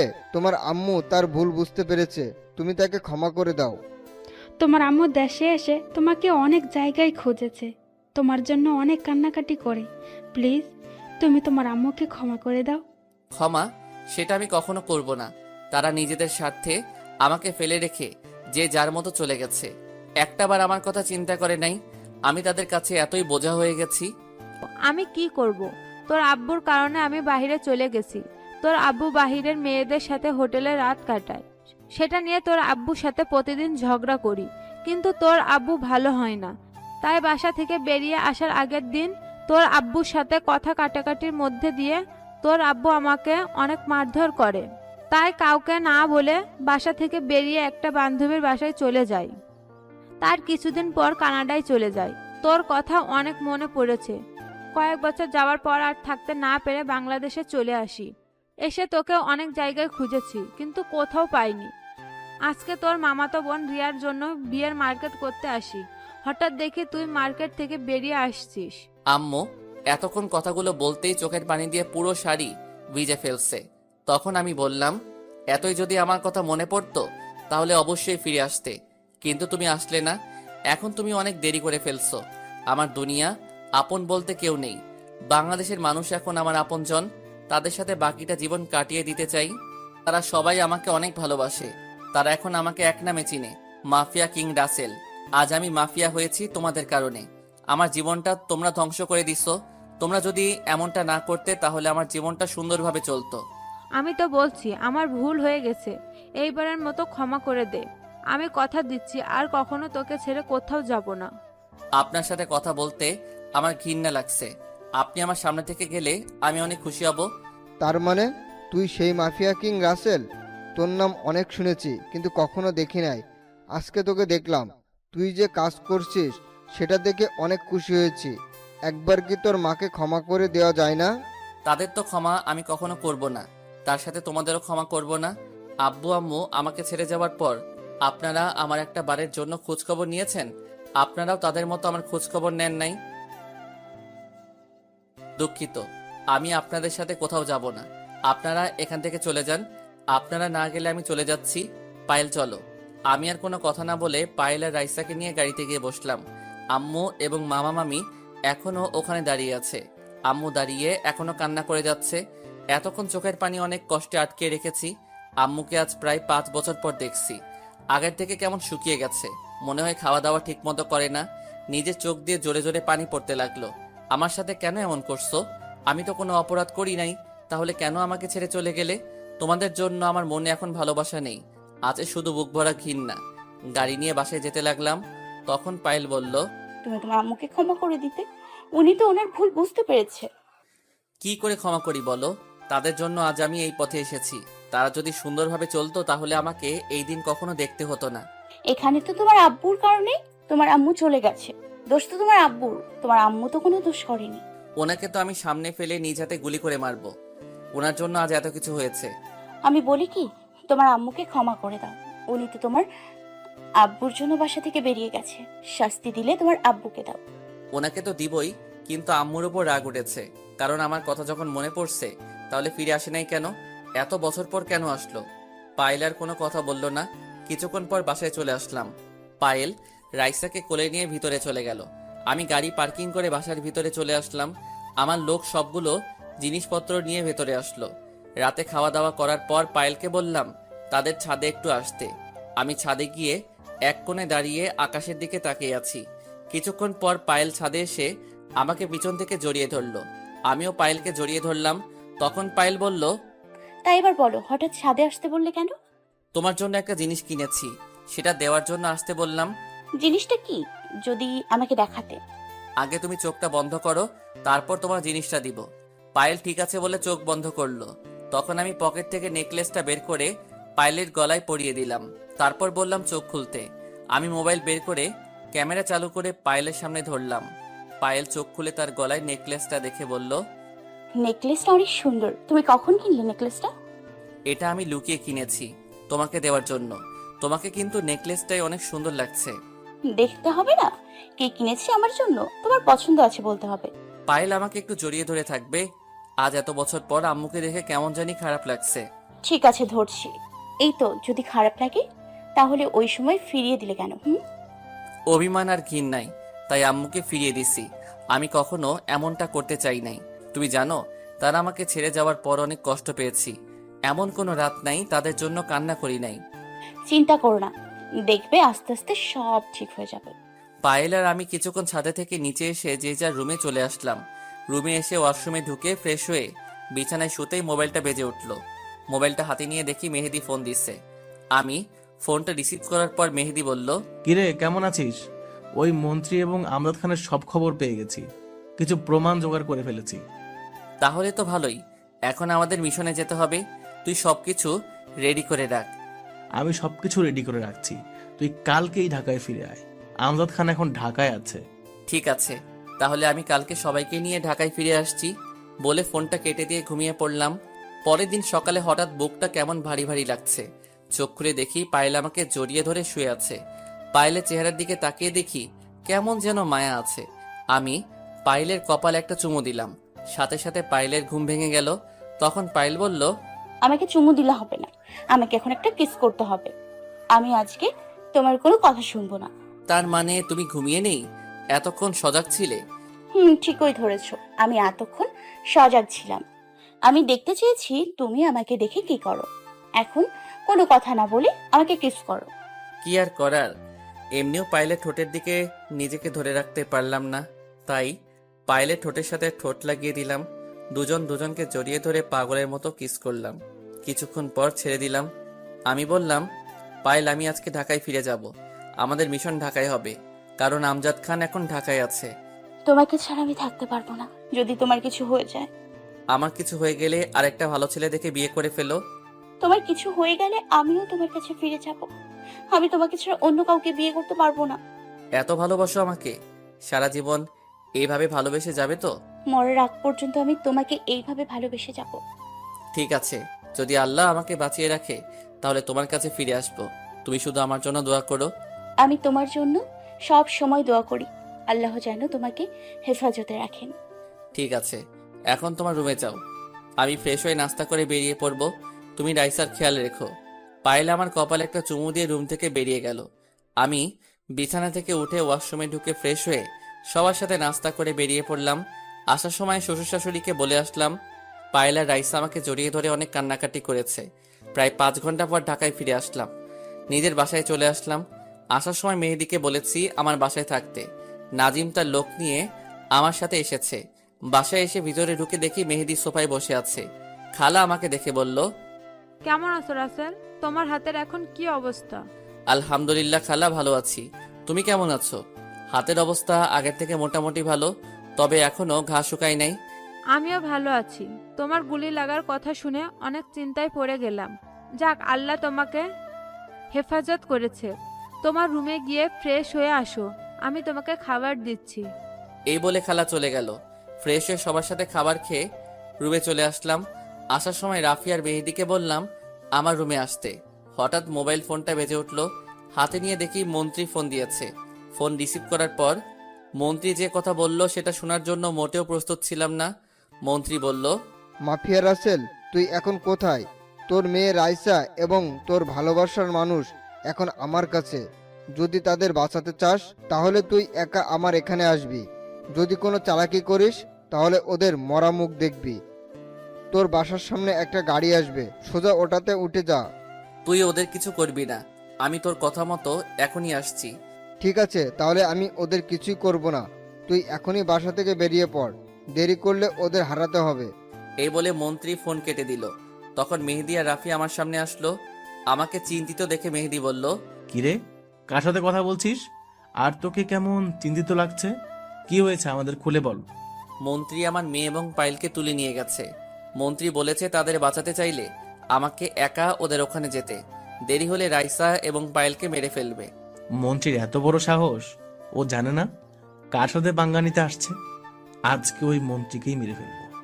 শোন আমি কি বলি, আমি এখন বাসা থেকে বেরিয়ে পড়বো আর আমার মোবাইলে লোকেশন চালু করে রাখবো। তোরা আমি বাসা থেকে বেরিয়ে যাওয়ার 30 মিনিট পর বেরিয়ে পড়বি। তুই কোনো চিন্তা করিস না, আমরা সব কিছু রেডি করে বেরিয়ে পড়বো। কিন্তু এখন সমস্যা হচ্ছে ওরা যদি তোর কোনো ক্ষতি করে। তারা আমাকে মেরে ফেলবে সেটা আমি জানি, কিন্তু মরার আগ পর্যন্ত ওদের সাথে লড়াই করে মরতে চাই। হঠাৎ ফোনটা বেজে উঠল। রিসিভ করার পর ওই পাশ থেকে পায়েলের আব্বু বলল, রাসেল তুমি কোথায়? তোমরা বাসা থেকে বেরিয়ে যাওয়ার সাথে সাথে কিছু লোক আমার বাসায় ঢোকে পায়েল আর রাইসাকে তুলে নিয়ে গেছে। ওরা আমার আর পায়েলের আম্মুর মাথায় বাড়ি দিয়েছে। তারপর আমরা জ্ঞান হারিয়ে ফেলি। কিছুক্ষণ আগে জ্ঞান ফিরেছে, তারপর তোমাকে ফোন দিলাম। আপনি কোনো চিন্তা করবেন না, যারা ওদের তুলে নিয়ে গেছে তারা আমাকে ফোন দিয়েছে। আমি এখনই বেরিয়ে পড়ছি, ওদের কিছু হবে না। এ বলে ফোন কেটে দিয়ে বাসা থেকে বেরিয়ে আসলাম। আমাকে দেখে একটা গাড়ি সামনে আসলো, তারপর আমি গাড়িতে উঠে পড়লাম। আমি বাসা থেকে বেরিয়ে আসতেই আরেকজনকে ফোন দিয়েছি। কাকে দিয়েছি সেটা সময় হলে জানতে পারবেন। কিছুক্ষণ পর গাড়ি একটা গোডাউনের ভিতরে ঢুকে গেল। আমি গাড়ি থেকে নামার আগে মোবাইল বন্ধ করে রেখেছি। আমি জানি মেহেদি জায়গায় চিনে ফেলেছে। গাড়ি থেকে নামার সাথে সাথে দুইটা লোক এসে আমাকে চেক করলো। আমার কাছে শুধু মোবাইল পেয়েছে, তারা মোবাইল নিয়ে নিল। এটা আমি আগেই আন্দাজ করতে পারছি। তারপর ওই লোক দুইটা আমাকে ভিতরে নিয়ে গেল। ভিতরে গিয়ে দেখি পায়েল আর রাইসাকে দুইজন লোক ধরে রেখেছে। তাদের চেহারা দেখে বুঝতে পারলাম ওদের গায়ে হাত তুলেছে। রাইসা আমাকে দেখে কান্না করে বলল, আপু তুমি এসেছো? এই লোকগুলো আমাকে আর আম্মুকে অনেক মেরেছে। দেখো আমার আর আম্মুর শরীর থেকে রক্ত বের হচ্ছে। তুমি আমাদের ওদের হাত থেকে বাঁচাও। আম্মু তোমাদের কিছু হবে না, আব্বু এসে গেছি, এখন তোমরা বাসায় যেতে পারবে। হঠাৎ মন্ত্রী জুনায়েদ এবং সাথে আরেকজন বেরিয়ে সামনে আসলো। মন্ত্রী আর জুনায়েদ বাদে আরেকজনকে দেখে মোটেও প্রস্তুত ছিলাম না। ওনাকে দেখে মাথা পুরো গরম হয়ে গেল। তিনি আর কেউ নয়, আমার বাবা আমজাদ খান। এই কারণে তো বলি ওনার নাম শোনার পর আমার কাছে কেমন জানি লাগছে। তখন আব্বু বলল, কি মিস্টার মাফিয়া কিং রাসেল, আমাকে চিনতে পারছো? আমি সেই আমজাদ খান, তুমি যাকে খুঁজে বেড়াচ্ছ, মানে তোমার জন্মদাতা পিতা। তোর মতো পিতাকে আমি ঘৃণা করি, তোকে আমি কখনো বাবা মানি না। তুই একটা ধোঁকাবাজ, তুই একটা খুনি, তুই নিষ্পাপ একটা মেয়ের মা বাবাকে খুন করছিস। তোকে আমি আজকে নিজ হাতে মারবো। সেটা তুমি কখনোই পারবে না। ওরা আমার অবৈধ ব্যবসার কথা পুলিশের কাছে বলে দিয়েছে, তাই ওদের মেরে ফেলেছি। আজকে তোমার জীবনের শেষ দিন, তোমাকে মারার জন্য আজকে ওদের তুলে এনেছি। তুমি কি মনে করছো আমরা তোমাকে মারতে পারবো না? তোমার হাতে গুলি লাগার পর থেকে তোমার ওখানে চারপাশে লোক লাগিয়ে রেখেছি। পরে তুমি যখন ঢাকায় ফিরে এসেছো, তখন আমার লোকগুলোকে বললাম তোমার ভালোবাসা এবং তোমার মেয়েকে তুলে আনতে। এখন তোকে আমি নিজ হাতে মারবো। আব্বুর কথা শুনে মন্ত্রী বলল, না আমজাদ খান, ওকে আমি নিজ হাতে মারবো। ও আমার অবৈধ সব ব্যবসা আগুন লাগিয়ে দিয়েছে, আমার কোটি টাকার ক্ষতি করেছে। মন্ত্রীর কথা শুনে জুনায়েদ বলল, ও তোমার আমার একা ক্ষতি করে নাই, আমারও অনেক টাকার অবৈধ সম্পদ নষ্ট করছে। আমি তাকে নিজ হাতে মারবো। তখন আমি ওদের সবাইকে বললাম, আমাকে মারবি ভালো কথা, তাহলে ওদের আটকে রেখেছিস কেন? ওদের ছেড়ে দে, আমি তো কোথাও যাচ্ছি না। তুই যেতে চাইলেও পারবি না। ওই তুই ছেড়ে দে ওদেরকে, আর মাফিয়া রাসেলকে দড়িতে বেঁধে ফেল। পায়েল আর রাইসা মামুনি, তোমরা বাসায় চলে যাও, আব্বু ওদের সাথে কিছু হিসাব মিলিয়ে আসছি। না, আমি তোমাকে ছেড়ে যাব না, ওরা তোমাকে মেরে ফেল। পায়েল তুমি আমাকে নিয়ে চিন্তা করো না, ওরা আমার কিছুই করতে পারবে না। তুমি রাইসাকে নিয়ে বাসায় চলে যাও। পায়েল আর কোনো কথা না বলে রাইসাকে নিয়ে গোডাউন থেকে বেরিয়ে গেল। তারপর আমজাদ খানের লোক এসে আমাকে একটা চেয়ারে বেঁধে ফেললো। তখন আমজাদ খান বলল, ঠিক বলেছিস, ওর জন্য ঠিকভাবে ব্যবসা করতে পারছি না। যে কাজ করতে যাই সবগুলোতে বাধা দেয়। ওকে মেরে আবার নতুন করে অবৈধ ব্যবসা শুরু করব, আবার নিজের মতো দেশটা চালাবো। আমার কথায় দেশের মানুষ উঠবে আর বসবে। তাহলে দাঁড়িয়ে আছিস কেন? ওকে মেরে ফেল, আমাদের অনেক জ্বালিয়েছে। আজকে ওকে মেরে আমরা বাংলাদেশের রাজত্ব কায়েম করব। এই বলে ওরা তিনজন যেই আমাকে গুলি করতে যাবে, তখন বাইরে গোলাগুলির শব্দ শুরু হলো। তাদের একটা লোক এসে বলল, ভাই ভাই, বাইরের চারটা হেলিকপ্টার নিয়ে আমাদের আক্রমণ করছে। হেলিকপ্টার দিয়ে যারা আক্রমণ করছে তারা সবাই সেনাবাহিনীর লোক, এবং মাফিয়া রাসেলের লোকও আছে সাথে। ওই লোকটার কথা শুনে আমজাদ খান বলল, তুই আমাদের সাথে চিটিং করেছিস, কিন্তু তোর লোক আক্রমণ করছে সেটা মানলাম, কিন্তু সেনাবাহিনী আমাদের আক্রমণ করছে কেন? আমজাদ খানের কথা শুনে আমি হাসতে হাসতে বললাম, তোরা কি আমাকে এতই তাই বোকা মনে করছিস যে তোদের কথা মতো আমি এমনি এমনি চলে আসব? আমি আসার সময় সব প্ল্যান করে আসছি। আগে আমজাদ খান, আপনি সালাউদ্দিন মেজরকে চিনেন? মেজর সালাউদ্দিন তো আমার এক সময় বন্ধু ছিল, কিন্তু তার সাথে কিছু কথা কাটাকাটি হয়, তারপর থেকে ওর সাথে যোগাযোগ করি না। তাহলে ঠিকই ধরেছেন, ওই আপনার বন্ধু সালাউদ্দিন আঙ্কেলের সাথে আমার ভালো পরিচয়। উনি আমার কাজ সম্বন্ধে সবকিছু জানে। উনি বলেছে কখনো তাকে দরকার হলে ফোন দিতে, তাই আসার সময় ওনাকে ফোন দিয়ে আসছি। আর আমার আরেকটা কাজ হয়ে গেছে, যেটা তোদের ফাঁসির দড়িতে ঝুলবে। কিন্তু আমি তোদের আইনের আওতায় তুলে দিব না, আমি নিজ হাতে তোদের মারবো। তোরা আমার সাথে এতক্ষণ কি কি বলেছিস সবকিছু এতক্ষণ ভিডিও হয়েছে, এই দেখ। আমার কথা শুনে মন্ত্রী জুনায়েদ এবং আমজাদ খান ভয় পেয়ে গেছে। আমি এসব বাসায় বেরিয়ে আসার আগে করে এসেছি। তখন আমজাদ খান বলল, আমরা যেহেতু আজকে ধরা খেয়েছি, তাহলে তোকে বাঁচিয়ে রাখবো কেন? আমাদের সাথে তোকেও মরতে হবে। এই কথা বলে আমাকে গুলি করতে গেলে রাফি আর মেহেদি গোডাউনের ভিতরে ঢুকে ওদের গুলি করা শুরু করলো। তারা সবাই আড়ালে চলে গেল। রাফি মেহেদি আর বাঁধন খুলে দিল আর আমার কোটটা গায়ে দিল, যেটাই আমাকে গুলি করলে কিছুই হবে না। আমি ওদের গুলি করা শুরু করলাম। এক পর্যায়ে ওদের লোক সব গুলিকে মাটিতে গড়াগড়ি করতে করতে মারা যায়। তারপর আমি মন্ত্রী আর জুনায়েদের সামনে গিয়ে তাদের শুট করা শুরু করি। মন্ত্রী আর জুনায়েদ গুলিকে মাটিতে গড়াগড়ি খেতে খেতে মারা যায়। আমজাদ খান ভয়ে এক কোনায় লুকিয়ে পড়ে। আমি আমজাদ খানের সামনে গিয়ে দাঁড়ালাম। তখন আমজাদ খান বলল, রাসেল, আমাকে মারিস না, আমি তোর বাবা। আমি কথা দিচ্ছি আমি এরকম কাজ কখনো আর করব না। তুই এবারের মতো আমাকে ছেড়ে দে। তোকে আমি কখনো মারতাম না। তুই যদি নিষ্পাপ ওই মেয়ের আব্বু আম্মুকে না মারতি, তোকে আমি বাঁচিয়ে রাখবো না। তোকে বাঁচিয়ে রাখলে আবার অবৈধ ব্যবসা করবি। না রাসেল, আমি এসব কাজ করব না। আমি এই দেশ থেকে দূরে কোথাও চলে যাব। সেটা তো আমি কখনো করব না। আইনের আওতায় তুলে দিলে তোকে ফাঁসির রায় কার্যকর করবে, কিন্তু আমি তোকে আইনের আওতায় তুলে দিব না। তোকে আমি নিজ হাতে মারবো। এই যেই না গুলি করতে যাব, ঠিক তখনই সালাউদ্দিন আঙ্কেল এসে আমার হাত থেকে গুলি ফেলে দিল। তখন তিনি বললেন,